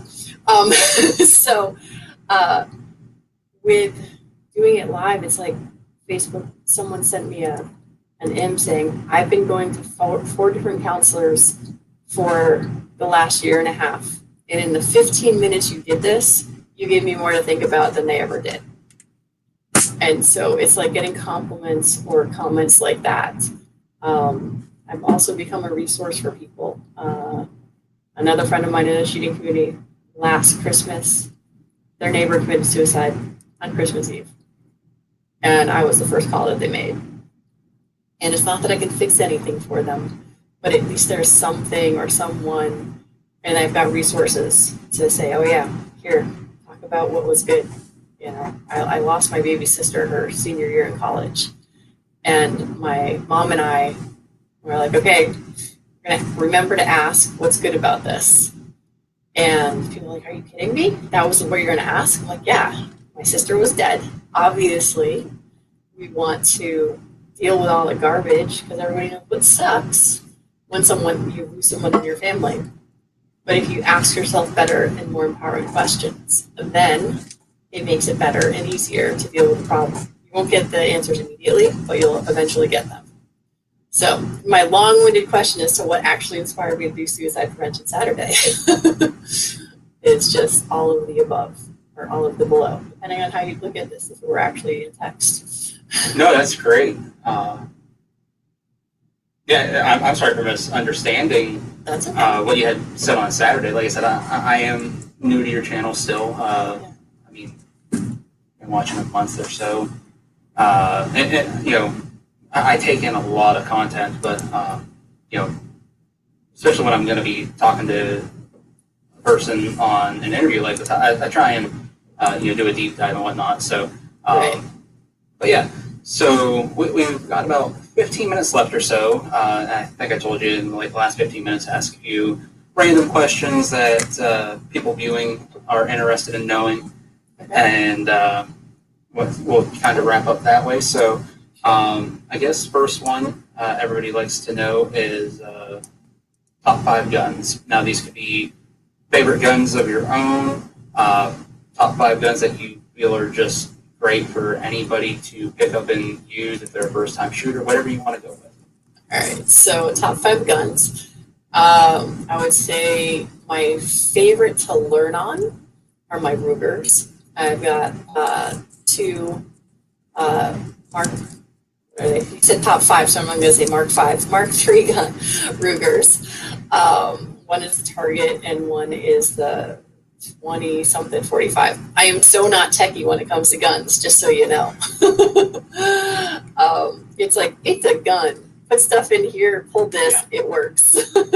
It's like one of my other girlfriends who's a instructor, Tatiana Waylock. She's also part of the DC project. She's actually the trainer for DC, or sorry, a girl in the gun. But she's got shirts that are made, do the thing that does the thing. And I'm like, that's my kind of t-shirt when it talks about like tech stuff, right? Then my first competition gun that I absolutely loved was my Smith & Wesson M&P Pro, and with an Apex trigger in it, for those who want to get geeky about it all. And it was great because it came from the factory, and I was a brand new shooter. So I knew that I sucked. And so it's like, I'd hit the target sometimes, not hit the target sometimes. My husband, on the other hand, is an amazing shooter. And one day he took my gun to the range, only to find out the sights had been off. So I felt better. So that's why I said my other favorite gun, because it really was the sights that one time. Let's see, that's 2. I got to come up with 3 more. I now have a CZ Shadow SP01, which I use for my competition, both in IDP and USPSA for production. And what else do I like? I don't know. I like rifles and shotguns. I do a little skeet, little bit of rifle shooting. I don't really have a favorite. I'm not going to lie. I like a lot of the PCCs. I had a Ruger, but I don't know what it was. It was just Ruger was sponsoring the match, and they had a pick. I mean, just because the guns are made for girls, and she's a girl and she likes those guns, and it's a perfect match, doesn't mean all the dudes that like those guns like feminine girl guns. That's just, they're allowed to like whatever they like. That's all. Up gun for you to shoot that was a PCC, so all I knew was it's 9mm and a PCC. So, and it was by Ruger. Say it's probably their just caliber carbine. I think they call it the. I can't even think of it right now. You suck at I have mansplaining. one. Yeah. And You interrupt well like a mansplainer. I do. You suck at mansplaining. See, I interrupted him and he keeps going. This is how good at mansplaining G is. I have a whole bunch of them. They're like potato chips, right? Mhm. You get one, and it's for this. Then you get another one, it's for that, and PC9. okay. And then they have the Charger, which is the pistol version. Okay. Which I think they put a side holder or something on it. So, well, a brace and yeah. So you mentioned shooting skeet. Do you have a particular shotgun you prefer for that? So this is how, like, I just will go up into our gun room and I will grab one, any shotgun that happens to be there, and I will go shoot with it. Have some break actions. We have some. I think the last thing I shot was my Remington pump action for skeet. Okay. And it's one of those things, you go to these skeet things and these trap shoots, and they have these fancy wooden, pretty shotguns that are just like, yeah, I'm just go click, click, and it's just fun. And they just kind of look at you like, oh, so. But anyway, it's still fun. Like I said, my Wonder Woman moment came from not knowing what brand and caliber and style of gun I was using. It was understanding I could pick up any gun or 90% of any gun and unload it, verify it was clear, load it if I needed it, and shoot it. And so I never got into the techie, ooh, I love this for that. Are you kidding me?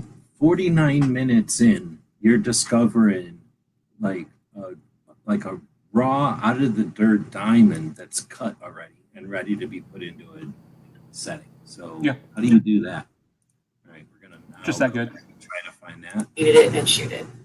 And so I never got into the techie, ooh, Right at the 4900 mark. Like a professional would have it. Fake. I love this for that. Because all my students are like, what gun should I buy? I'm like, let's figure out what is going to work for you. And so that's why I'm like, what's the favorite gun? I'm like, I don't know. Right now, my CZ, because that's my competition gun. So, gun or 90% of any gun, not knowing, still fun. Like I said, my Wonder Woman moment came from not knowing what brand and caliber and style of gun I was using. It was understanding I could pick up any gun or 90% of any gun and unload it, verify it was clear, load it if I needed it, and shoot it. And so I never got into the techie, ooh, I love this for that. Because all my students are like, what gun should I buy? I'm like, let's figure out what is going to work for you. And so that's why I'm like, what's the favorite gun? I'm like, I don't know. Right now, my CZ, because that's my competition gun. So, all right, we got to 5-ish. It works.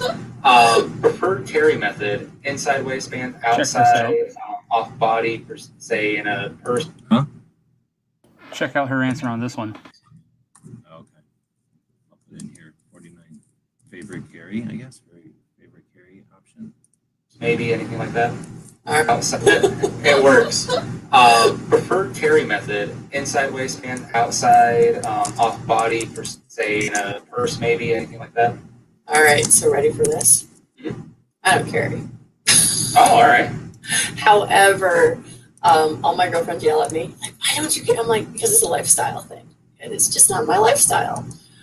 When I carry, once in a while, it will definitely be on body. It'll be inside the waistband, that sort of thing. Although Kathy Jackson, who wrote The Cornered Cat, is one of my favorite authors and instructors. And I was totally against off-body carry. Like, oh my gosh, are you kidding me? I leave my purse behind. I've lost my purse before. It would be mortifying to leave my purse behind and have a gun in it.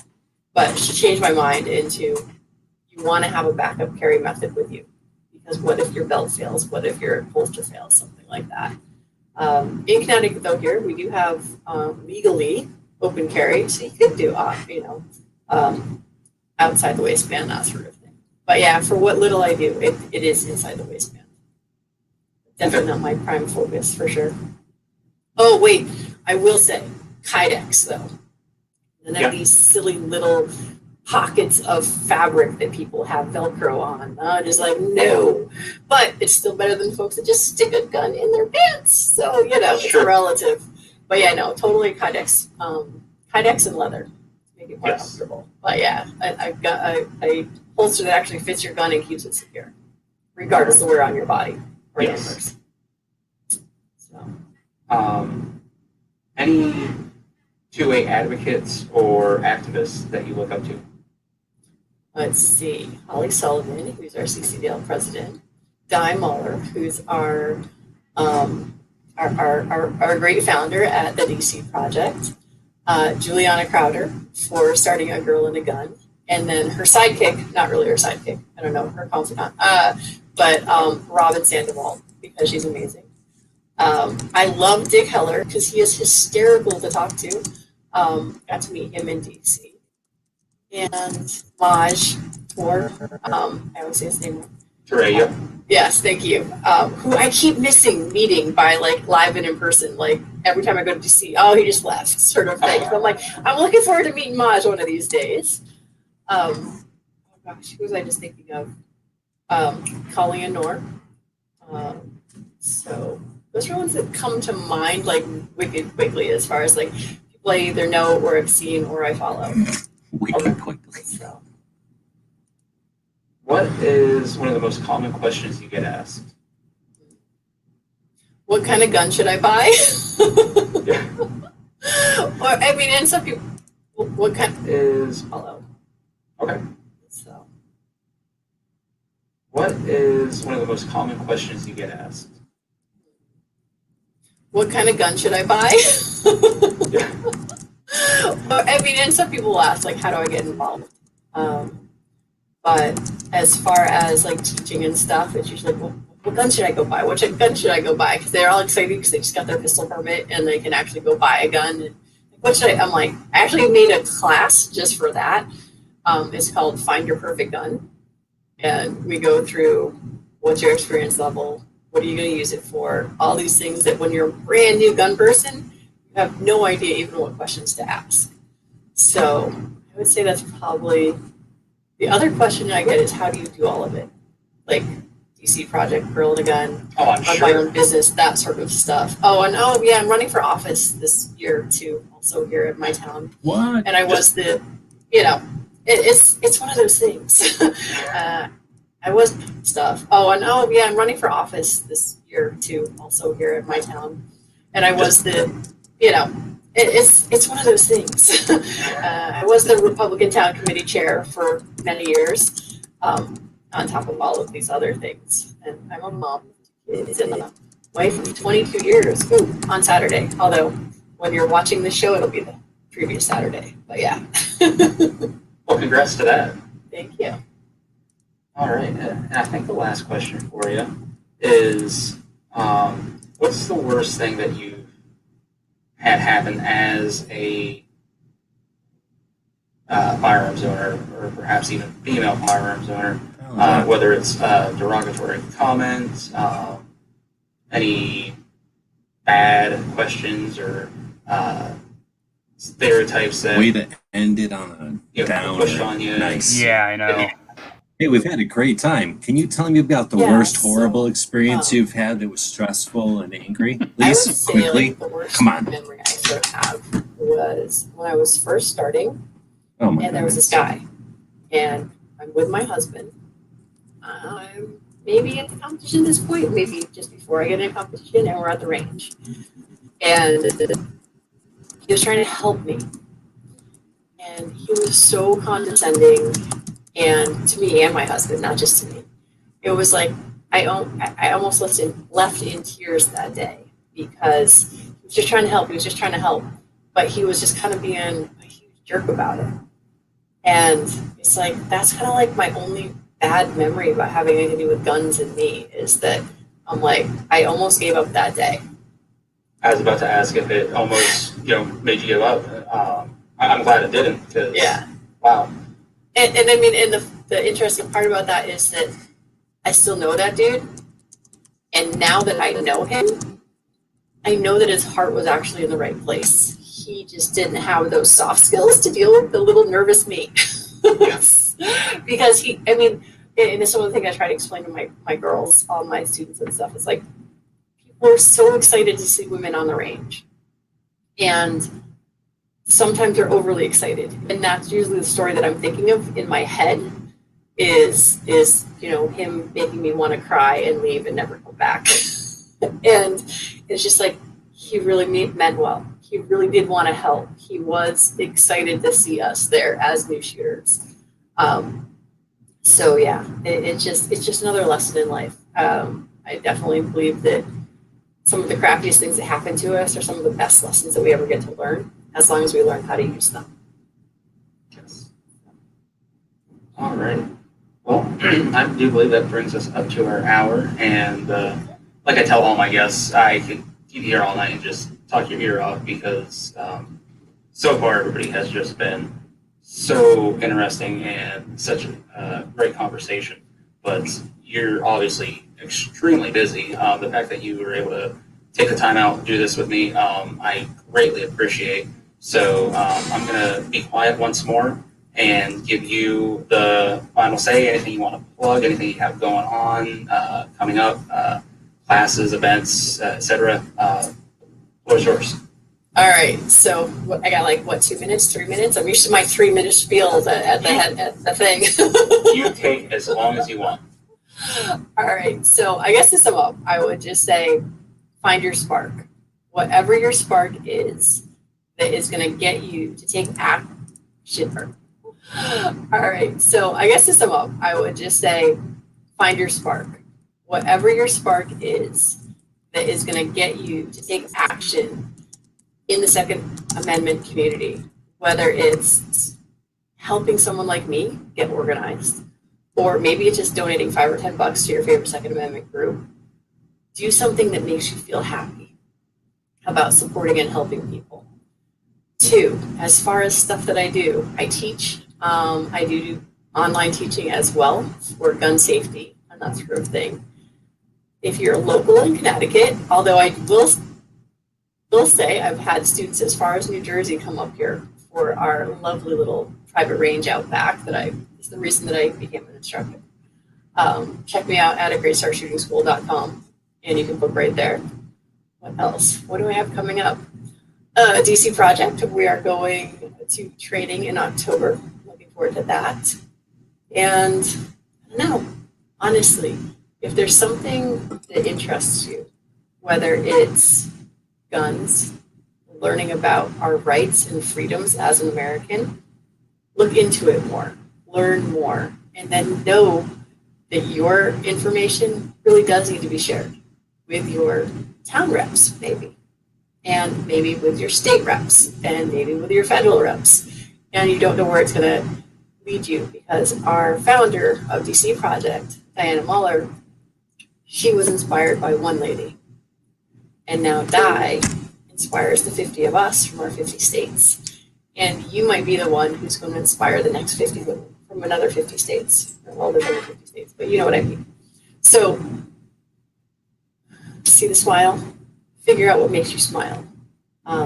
Figure out what's worth fighting for and why it's actually worth putting the time in.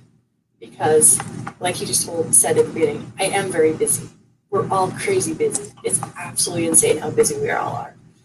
But we will absolutely make the time for that, which is important enough for us to make the time for. How's that? So yeah, that would be my thing, is find out what you can do, how you can help. It could be something that you don't even realize. Maybe you're really good at transcribing. Maybe you could put subtitles under this. Whatever it is, you have a gift. I just ask that you try to find it so you can help the Second Amendment community maintain our freedoms. And that's what I got for you tonight. That was terrific. You don't deserve that, dude. Come on. I know, it's incredible, wasn't it?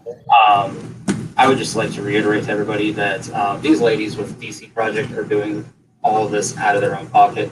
So, is it dcproject.org? No. It is, yeah. That's what I thought. Oh, Because I should just bookmark it, because I go there enough, but normally I just punch in DC Project to Google and do it that way, because that's so much easier than bookmarking it. But yeah, so dcproject.org. They also have Facebook. But go there, support them, support Brooke, everything she's doing. They are doing some amazing work. So I'd like to thank you again for taking this time. I'm going to roll the intro, which is now going to be the outro, and we'll pull the recording. And if you want to stick around and talk a little bit in the after chat, you don't have to go anywhere yet. Okay, cool.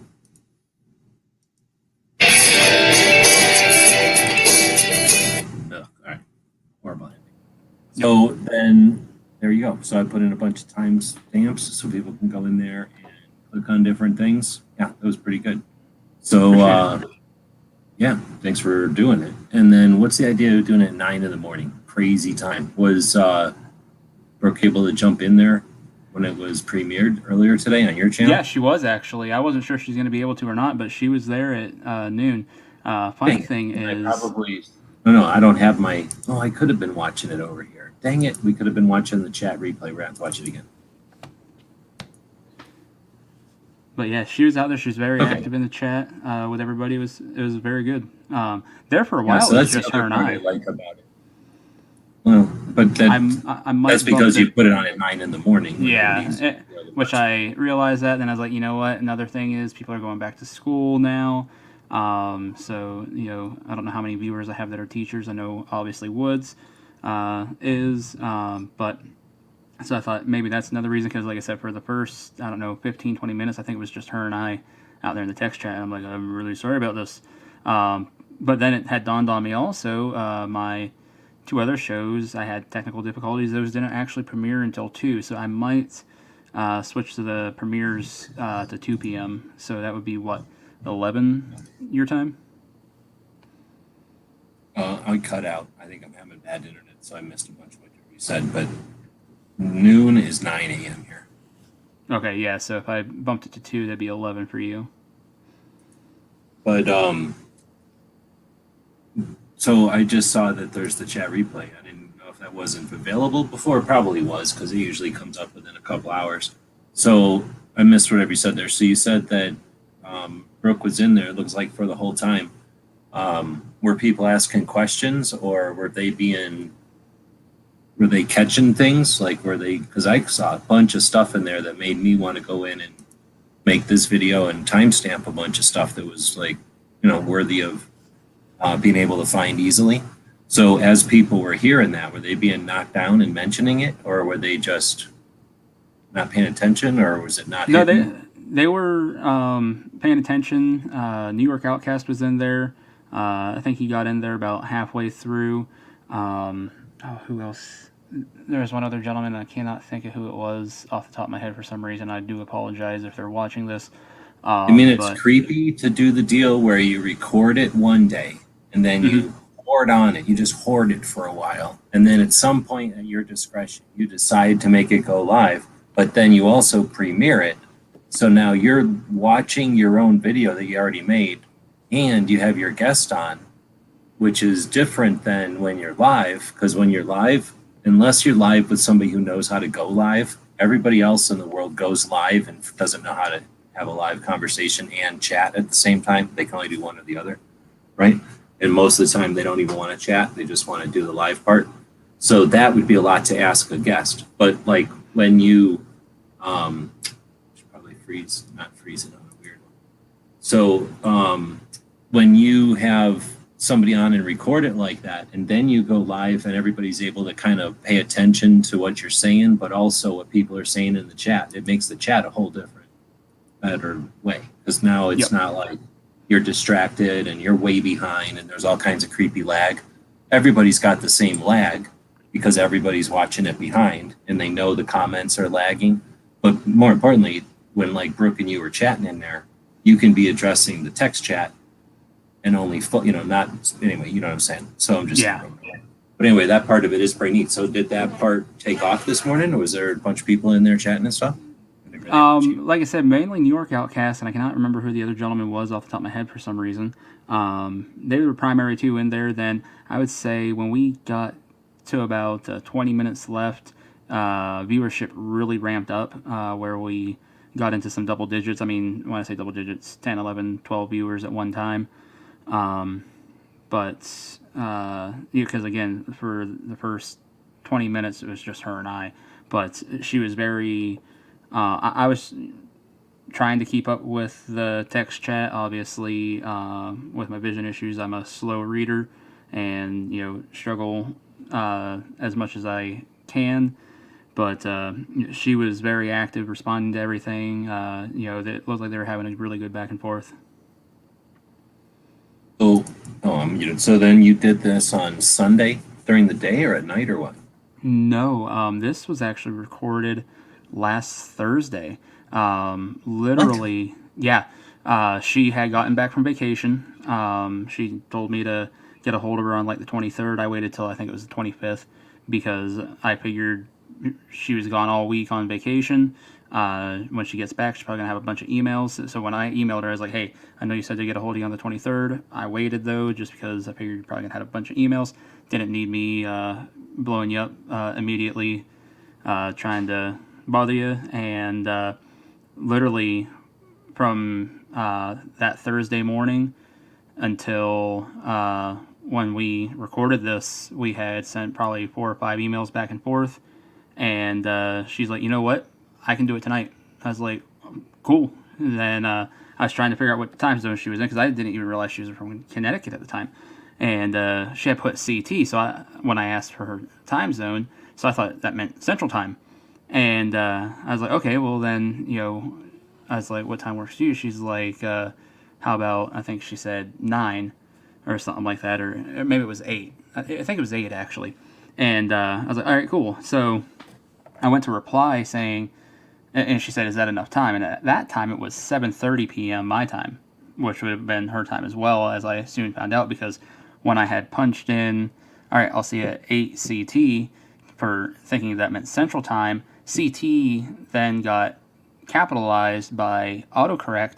I was like, "Oh crap, she might have meant Connecticut, not Central Time." I was like, "Oh." So I was like, I went back to the email where she had initially said that, and so she said CT, so Eastern.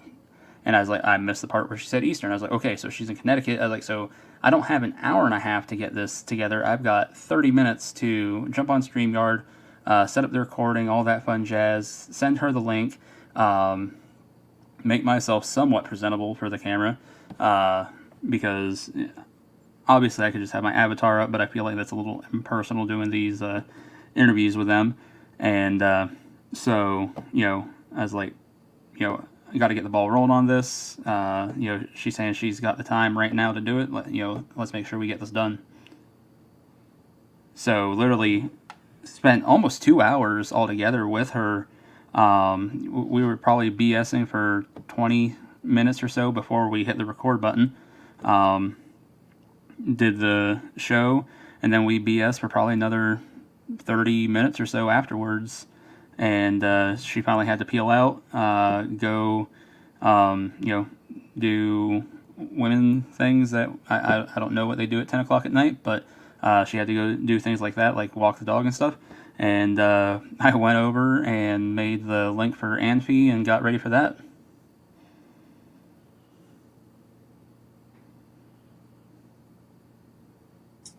So do you have all the questions already, or are you using the same questions for everybody, or how are you doing? That night that we were on Anfi, we came up with a list of like 18. Unfortunately, that list I had packed away.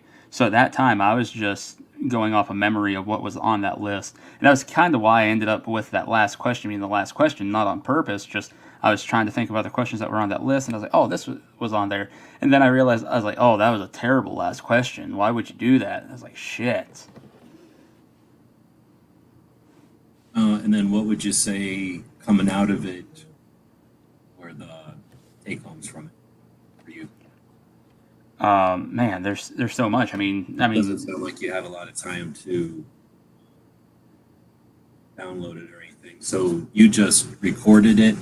Now it's a file on your computer, and you uploaded it to YouTube, or did you put it into a video editor and dink with it before it went up? Nope. I don't mess with the recordings at all. That way they're in their rawest form. Plus that I don't have to worry about, let's say something was said by somebody and they didn't like how it made them look or something. Well, they can't say, oh, well, you edited this to make me look bad. No, I don't edit any of the interviews. So, I mean, that is its raw form. Literally record it with StreamYard. Once it's done, I go into StreamYard to my previous broadcasts and find whichever one it is that I want, hit the download button, download it to my desktop, and then I go and later on in the week set it up as a Premiere.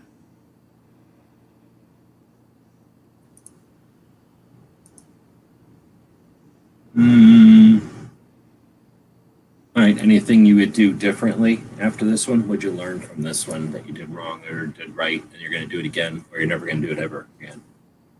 I don't know. I've been trying to shut up with these. I think I got a little long-winded with a couple things. As people probably hear right now, I have a problem with going and so perhaps try and stop doing that. It's not that bad. I didn't think so either, but it's something I would like to try and cut out a little bit more. And then as far as like saying stuff, I think that's one of those things that some people need you to go like, what do you think about this? And blah, blah, blah, before they can start talking. And other people are like, would you shut up so I can say it? You know, like just ask me the question and step off. You know what I mean? Yeah. Everybody's like different. So unfortunately, with all three guests that I've had so far, they have been able to carry the conversation themselves. You ask them a question and they knock it out of the park, and they can just gab and carry it. And it gives me a chance to sit back, listen to them, because I'm not really going into these with any game plan. I'm not having preset notes because I don't want to be sitting here going, okay, well, I did this giant deep dive on their channel or their website, whatever it is, previous interviews, etc., and say, well, I want to ask them A, B, C, and D. And what I'm afraid of is if I go in there with that list saying A, B, C, and D, I'm not going to listen to what they're saying. And with some of these gems that, like tonight, that I got with Brooke, if I just had that template, do I actually end up breaking away from that template because do I have a safe space then where I'm like, okay, I know I'm good here? Or do I say, okay, you just mentioned this, can you elaborate? Why is that, etc.? D23 is saying definitely have to be able to read your guests for best interviews. That's what I'm trying to do. Right, so we were talking the barbecue, and he had previously interviewed Brooke Cheney, and then that interview premiered earlier today. She is a competitive shooter, a firearms instructor, a Second Amendment advocate, and a member of the Girl in a Gun and the DC Project, amongst other things. Aspiring politician. Well, she's already a politician. She's already held office. She's running for another office. Which, right, she's also running for office right now. Yep. So, Great Start Shooting School is her school. She mentioned that a little bit on the conversation that we are working.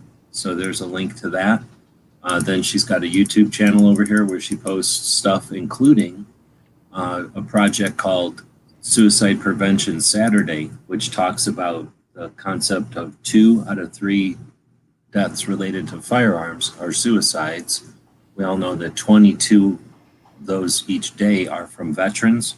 And we also know that the antis aren't willing to work together to prevent those 2 out of 3 gun deaths that don't require laws, instead require removal of barriers to access and changes in attitude towards mental health. So that's something that we can work together towards building fences in new places that have nothing to do with gun laws that can then be used to educate those people that are antis that would participate in the common goal of preventing suicide. You can create some bridges and methods for communication to talk about all the other things that, of course, we have going for us as gun owners and that they just aren't aware of. So suicide prevention is an awesome strategy to both accomplish less deaths attributed to firearms, and it creates opportunities for people from both sides of the artificial rift to work together towards removing barriers against care and awareness of mental health issues. Lots of opportunities there, the same as there's been with accessibility and braces, pistol braces.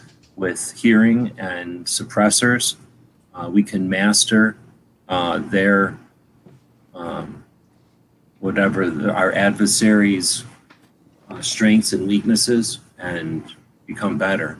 And the best thing we can do is remove adversaries from the equation, not in a horrible way, but by educating them so that they become allies. And then we've got allies, people that were at one time adversaries that are now allies. If you're not willing to do that yourself, I'm not asking everybody to do that. I wouldn't want to do some of that. Some people, I have to work with some people either, but there's people willing to, and you can support them. So anyway, Great Start Shooting School is the YouTube channel for them. I don't know how we got off on that tangent. DC Project maybe. Then we've got Girl in a Gun, who she's worked with. I just closed that. And then we got DC Project. We'll put a link to that. Girl in a Gun though is instructors and bringing a bunch of ladies together in Colorado. I don't know if it travels. I haven't paid enough attention to know if it travels, but I know that the last one was in Colorado. And 400 ladies get together to learn how to be instructors, how to be shooters, and how to be advocates. And then probably just have fun. It sounds like they have a lot of fun. So awesome project. She's been with that one since it sounds like 2011 or 12. And then with DC Project since 2017. So the awesome lady has awesome perspective on stuff, has a great ability to communicate it. And I'm now going to go through all the stuff we horked off of this video. So if you go to that video, which here's the link to it, let's get rid of that stupid timestamp at the end. Leave their timestamp. We'll leave our timestamps in here. So there's the video we're talking about. That's the video that this dude posted earlier today. And if you go to the comments below that video, you'll find a bunch of timestamps down there that we just went through for the last hour and a half creating. So they start talking about bullseye shooting, being on an all-girls bullseye team. Great quote by Brooke: "You don't need to be good enough to get into competition. You try competition to see what you need to get good at." Cool attitude and mindset for getting into something new, whether it be firearms training or anything else, or competition shooting in that case. 10-round mags or a gun ban. Are you kidding me? Come on, man. Right there, you could have ended it and still had a good show. Talking about the politicians coming up to Brooke after she decided to say something, to get up there and battle her fears or disinterest, and standing up for a bunch of people and motivating herself to get to the Capitol in Connecticut at a time when it was stressful and she had all the reasons in the world not to get up and say something, and then to have a politician that we would all suggest are horrible jerks come up to her after and say thank you, that it was refreshing to have her offer a perspective. And then she realized that they're thirsty for that. She talked about some of that, talked about some real stuff like anecdotal evidence, however you say that. Politicians needing something to sign, talking about not terms of office in the respect of, let's get them out of there, but just understanding their usefulness, their piece of the machine, and knowing the machine. You can get frustrated by the machine, or you can master the machine. I'd rather hang out with people that just master the machine instead of getting frustrated by it. Learn how to use it so you can ignore it. You don't look like a gun owner. Talk about summing up what the DC Project has done and is doing and continues to do for us, even though a couple of people are watching this, not too many are paying attention. Just like any group of people, some are great and that's a great perspective on both the politicians, and to remember that we don't really look in a mirror very often, and we can look like a bunch of idiots sometimes.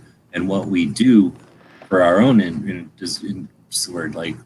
reasons, for our own, what we justify for our own selves, can get held against us all the time. We don't really pay attention, and we shouldn't have to, but at the same time, we should be aware. It's just stupid to not be aware of how others are perceiving you, because then you don't know how they're using that perception against us. Gun education suggested in schools. So that was an interesting thing, talking about the Connecticut boards and the results that she got from talking about those politicians and stuff. You guys, barbecue basically at the 20-minute mark will mansplain to her how to be a better mom, when to get her kids into guns, and then immediately cut her off when she tried to respond to his mansplaining. And then they started talking about the DC project. Then it was like to meet with representatives, and that's an amazing little piece there to listen to. It includes what the DC project does, and then that's Diana's kind of nod there. The shall not be infringed versus cake versus, what is it, honey versus poop or whatever. No, that shall not be infringed versus like real awareness. She talked about a girl and a gun, getting involved with that. You should do this. Why did I write that one down? That was her, one of her lighting moments or something, I think, and I wrote that one down. Let's go find out what that is. Yes, find your spark, get involved, help however you can. Find out what you want to do so that you can do something you like to do. Then you got suicide prevention Saturday. You finally brought that up 37 minutes into it. I mean, I guess she's doing a lot of stuff, so you had to take some time, but still. Yep. Then 2 out of 3 deaths is a suicide. No, 2 out of 3 deaths that involve a gun are a suicide. 22 of those each day are veterans. And of course, 100% of all of those are used as justification to infringe on our laws, or create laws that infringe on us. And again, we can complain or we can yell, which we know from talking or listening to Brooke is effectively ineffective. And, or we could learn to shame the others into not paying more attention to what 2 out of 3 firearm deaths actually are. Suicide, which is a mental health issue. Taking away the implement doesn't take away the impetus. Is that a thing? I don't know if I'd use the right words, but you know what I'm saying? Just taking away the one item doesn't stop them from jumping out of something or poking something or eating something or who knows what. I mean, you're feeling bad, and it doesn't matter what's in front of you to take action. So better to offer alternatives and to effort together towards opportunities to stop the 2 out of 3. And at the same time, if it shames them and illustrates that they really don't care, that they're really just using the state to bully the people who wanted to decide to own some property, because they know that's a small piece of us and they can marginalize us and they can use us as an effective tool to fracture great rifts in the communities. You know, that's an option for us to deal with that. I think that's a super potential strategy there, like opportunity for firearms owners, community or whatever. Then you ruined it by asking her top 5 guns. You get to see Brooke roll her eyes. Let's see if you see her roll her eyes right at 45 minutes. Is top 5 guns. Now these could be favorite guns. Polite smile. Okay, thanks. We got X amount of time on this planet. Now we're going to talk about top 5 guns for like 3 minutes. And she has a Wonder Woman moment came from not knowing what brand and caliber and style of gun I was using. It was understanding I could pick up any gun or 90% of any gun and unload it, verify it was clear, load it if I needed it, and shoot it. How many dudes do you know that have had that moment? They would call it their Jim Wick moment or whatever that guy's name was. Henry Wick. I forget the name of that movie. But, you know what I'm saying? Like that is a great point right there. And I don't even know if she realizes that she's talking to all gun owners. So I got the impression she thinks she's talking to maybe other girls or women or something, but that's all gun owners, everybody. Preferred carry method shows the amateurness, the complete lack of ethics of this interviewer. Actually, that was pretty interesting. Advocates you look up to. I think that was one of my questions, so I'm down with that question. 52, let's see, most common question you're asked. That was pretty good. It'd be interesting. Least common question you're ever asked. And then that would give them an opportunity to be funny or to just go, oh, well, how would I know? Yeah. Then she goes at the 53-minute mark, oh, yeah, I'm running for office here, too, in my town. So, you know what I'm saying? Like, drop, what is that called? Like, throwing yourselves in the gears of the machine, or it's like literally doing it, like doing the ultimate. And a lot of people would say that's more difficult than, not maybe more difficult, maybe more potentially destructive to your life and stress and everything else. Maybe not physically as difficult, but certainly as stressful and as detrimental to your lifestyle and your future is as going into the other service. Because there's plenty of people that jump in on some kind of groovy enlistment where they just get some up training and jump out learning how to work on a airline engine or some kind of navigational doodad that they can keep working for Northrop Grumman or some shit and, have some cheesy, expensive job. But then, I'm saying, like a mom and somebody who's doing their thing and doing just fine to decide, oh yeah, now I'm going to stick my own stick into the spokes of my own deal here and attempt to basically stick myself into the machine. And her intent isn't to do some weird goofiness, so that's pretty hardcore. And then to just throw it in there casually at the end, that's kind of exactly what you want a politician to be. Kind of like she's a superhero, I'm just saying. And then he goes, can you talk about your worst experience ever? Because we're about to wrap it up. So what's your deepest, darkest, horriblest nightmare? Let's just talk about that real quick at the end. And then she's like, you can't hurt me. As long as you want. All right. So I guess to sum up, I would just say, find your spark. What? Boom. So even though he tries to discourage and dampen and extinguish the whole thing, she comes back with find your spark. And then, so it was an awesome one. Lots of cool stuff in there. Thanks for doing it. And now you just set the bar pretty dang high. Got to keep doing it at this level or higher. Yeah. I had that thought. I was like, oh shit. What if you did a thing where you bring Brooke in to guest mansplain the next one, and then that girl comes in to guest mansplain the next one? Or would that be too much of a hassle? I don't know. I mean, it sounds like. Oh, you know what else you could do? You could have at the end of the month, have all the girls come together. Be worried about bears. Be aware of bears. Get in a nice metal building or something. But then get them all together and then have a mansplaining session. Tell them what they all did wrong in their shows and how they can do stuff better, and talk about revolvers. We could go in the ocean. We just have to watch out for sharks.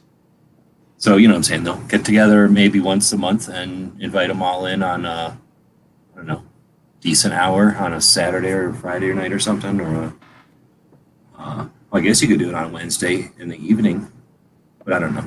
So anyway, that's pretty cool. You've been doing a thing now, 3 or 4 episodes. You got one in there with a bunch of dudes, but then where you record it and then you play the thing live, and then everybody jumps in and has that conversation where they're able to actually have a conversation using that premiere feature of YouTube. So then when you watch it, you get to see not only the video, which in this case was stellar. Like, say, there's got to be, a dozen and a half, 18 like awesome points in that one, and then a whole bunch of other good stuff in between. But then you also go back and watch it with everybody blabbing out here. You said everybody was being decent. So yeah. If everybody's in there talking about, what it smells like when they're done eating Cheetos or whatever, it's one thing. But if everybody's out there talking about the topics and throwing ideas, I mean, that's what YouTube's all about. So yeah, I appreciate that you're doing it, and thanks for letting me hork it, because that's why I don't even have to do a video. I just sit here for 2 hours horking off ears. You know how much money I made on this? I hope like solid Probably $10 at least. Probably as much as you made on it also. No, $10. Yeah, right. 0. It kills your channel stats or whatever, but I don't care. It's cool to see that you're doing it, and to hear so much more about the suicide prevention Saturdays, which I've been digging, seeing little pieces of what Brooke's throwing out there, but now I got a much better idea of where she's coming from and why she decided to start throwing those nuggets out there. Those nuggets are great. Mm-hmm. Again, you can yell louder, shall not be infringed. You come up with a way cooler way of saying shall not be infringed. Trust me, I've been around to see lots of strategies for that. You can get different people to say shall not be infringed. You can say something besides shall not be infringed, right? You can say something else. But here's the deal. None of that shit's worked. Otherwise, we wouldn't have an NFA anymore, period, right? None of that shit has worked, or else everybody be comfortable with the NRA and we'd have booted out the 12 people, the 12 humans that are ruining it for everybody over there. So, if some of this other stuff had worked, then that'd be great. I'd be encouraging it. But you can also learn the strategies of your opponents, use what's good against them, and understand what they're doing so that what they do attempt to do to us becomes ineffective. And I don't know if my audio has been working for that or not, but that's my position. And I believe Brooke is a freaking special operator here. She is already doing what others just don't even. She's working on a whole nother level. She's behind enemy. She's in the enemy camps, talking with the enemies, having those conversations, creating relationships, and coming right back and giving us recon and intelligence so that we can make better choices. We can ignore what she's doing and not respect it or acknowledge it, I guess, right? Ignore it and just let it be, or take full advantage of what we're learning here. And again, we don't have to have adversaries. There's plenty of people that make money. Holy crap, did you see the stuff I did with about how much money people are making? These organizations, people don't even care because the NRA is bigger. Let's just ignore the $6 million being horked over here or the millions being horked over here. There's lots of money to be made if we keep the conversation going. Not the conversation, keep the fight going, keep the argument about our rights. Once our arguments for our rights are gone, there's a whole bunch of people that aren't making money. So, what I'm saying? I value the people that are in this fight for our rights and not for a big paycheck at the end. And this is the kind of tactics and this is the kind of skill sets that are going to accomplish that in creative new ways. This alone isn't going to do nothing, but this type of mindset is, with more people using it, is the kind of tactics, or that creates the kind of tactics that accomplish what we're trying to do. At least what I'd like to see done. But with that, I'm going to say thanks again for letting me hork it. Thanks Absolutely. to Brooke, if she ever does watch this, for everything you're doing out there. And we got lots of links out there. Hopefully we won't get sued. And yeah, if you're watching this, go get motivated and think about the people that you're supporting and wonder how motivated they are. You can go support girls like Brooke who are doing so that she can they're doing this on their own time. So you can support them by going over that DC Project link, going to that Act Now page and clicking on donate. And then, so if you're writing this on a phone or something, you're not able to click a link, it's dcproject.info/p like project/DCP, DC Project -donation. So that's a stupid URL. You're right. I don't know why they put that P in there and why there's a dash in it. Mhm. They didn't listen to me mansplain how they should have did it. But anyway, dcproject.info/p/DCP-donation. I put the link there. You can give them $5. You can give $5 a week. You can give them $50. You can give them however much you feel like, or not, and support the special operations of 2A, in my opinion. So I'd like to say one thing, G. Okay. Because in the after chat, Brooke had mentioned she's been doing these speed trading competitions, and she's actually trying to get to a competition in, I believe it's San Antonio. She mentioned here in a few months, maybe. It's coming up fairly soon, from what I recall. $2,000 for her to get into that, make the trip down there, the whole 9 yards. Okay, so say that again, because I was asking the audience who's watching this live if they want to say anything before we sign off. So what did you say again? Sorry. That's all right. Brooke had mentioned in the post chat that she's actually trying to get to a speed trading competition. She's been doing some speed trading competitions, I assume to sharpen her speed trading. And the one she's trying to get to currently is down in San Antonio, Texas. And she said it's going to cost her about $2,000 to get down there, get entered, the whole 9 yards. All right. Well, first off, I'm against speech writing. I believe in the First Amendment. Second, $2,000, she could stay at a cheaper hotel or get a van. I could buy a whole van for $2,000 and pay less in gas to get down there. But yeah, see, that's sad. That is so sad. For $2,000, isn't that the price of a bullshit Canic or some dumb shotgun, or like a dumb one, like a double barreled or double tubed bullpup pump garbage that doesn't even look like a movie gun? It's like sad.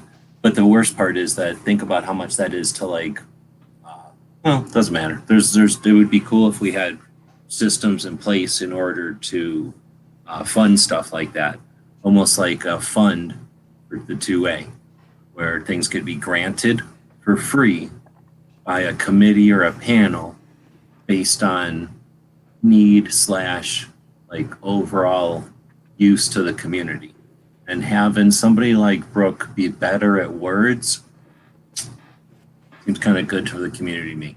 So I would deem it approved for funding. So, we can do stuff on the platforms like GoFundMe or what's the good one? Indiegogo is the good one, really. GoFundMe is where that's the one for donations to people who are in need. And that's not the same thing as a project. Okay. That's not the same as a project that deserves to be funded, right? So Indiegogo puts the project on a platform that allows it to be promoted and has a bunch of tools in place that allows you to keep in contact with the people that support it. And it's sort of venture capital with community aspect, where the other is more like a pass the hat and thank you very much and everything, but you're feeding somebody as opposed to teaching them to fish. So the one, you create a community for the effort, and then people can participate going forward. And ideally, the person who, in this case, is getting the funding or whatever, would learn how to use the platform so that they can continue to. So I could see some validity there, but on the other hand, I'd certainly like to see something like an Indiegogo in the gun community. Like I say, some sort of a fund for the Second Amendment that was supported by the industry, and some sort of a committee would dole out the grants, the given money. No obligation to pay it back. If you want to pay it back, feel free, and that money would just go back into the fund for 2A. You know what I'm saying? Some sort of a way that a bunch of money would be accumulated, divided where necessary. Seems almost like we have a giant industry and we could do that easily. Same way we do with like professional sports or something, right? Like somebody thinks, hey, I want to support this community, so I'm going to participate in something that they enjoy recreationally, competition, events. I'm going to support the event maybe with some sort of banners or refreshments or shirts or something, and then throw a bunch of money at it. Well, we could do that with Second Amendment as well. All right, well, so now I'm just complaining, mansplaining a little bit, but nobody's saying anything. I also gave an opportunity for people out there chatting to say stuff. Doesn't look like anybody's out there wants to say nothing. Slackers. Yeah, well, so with that, I'll end it. Some get sick of saying narcs. stuff.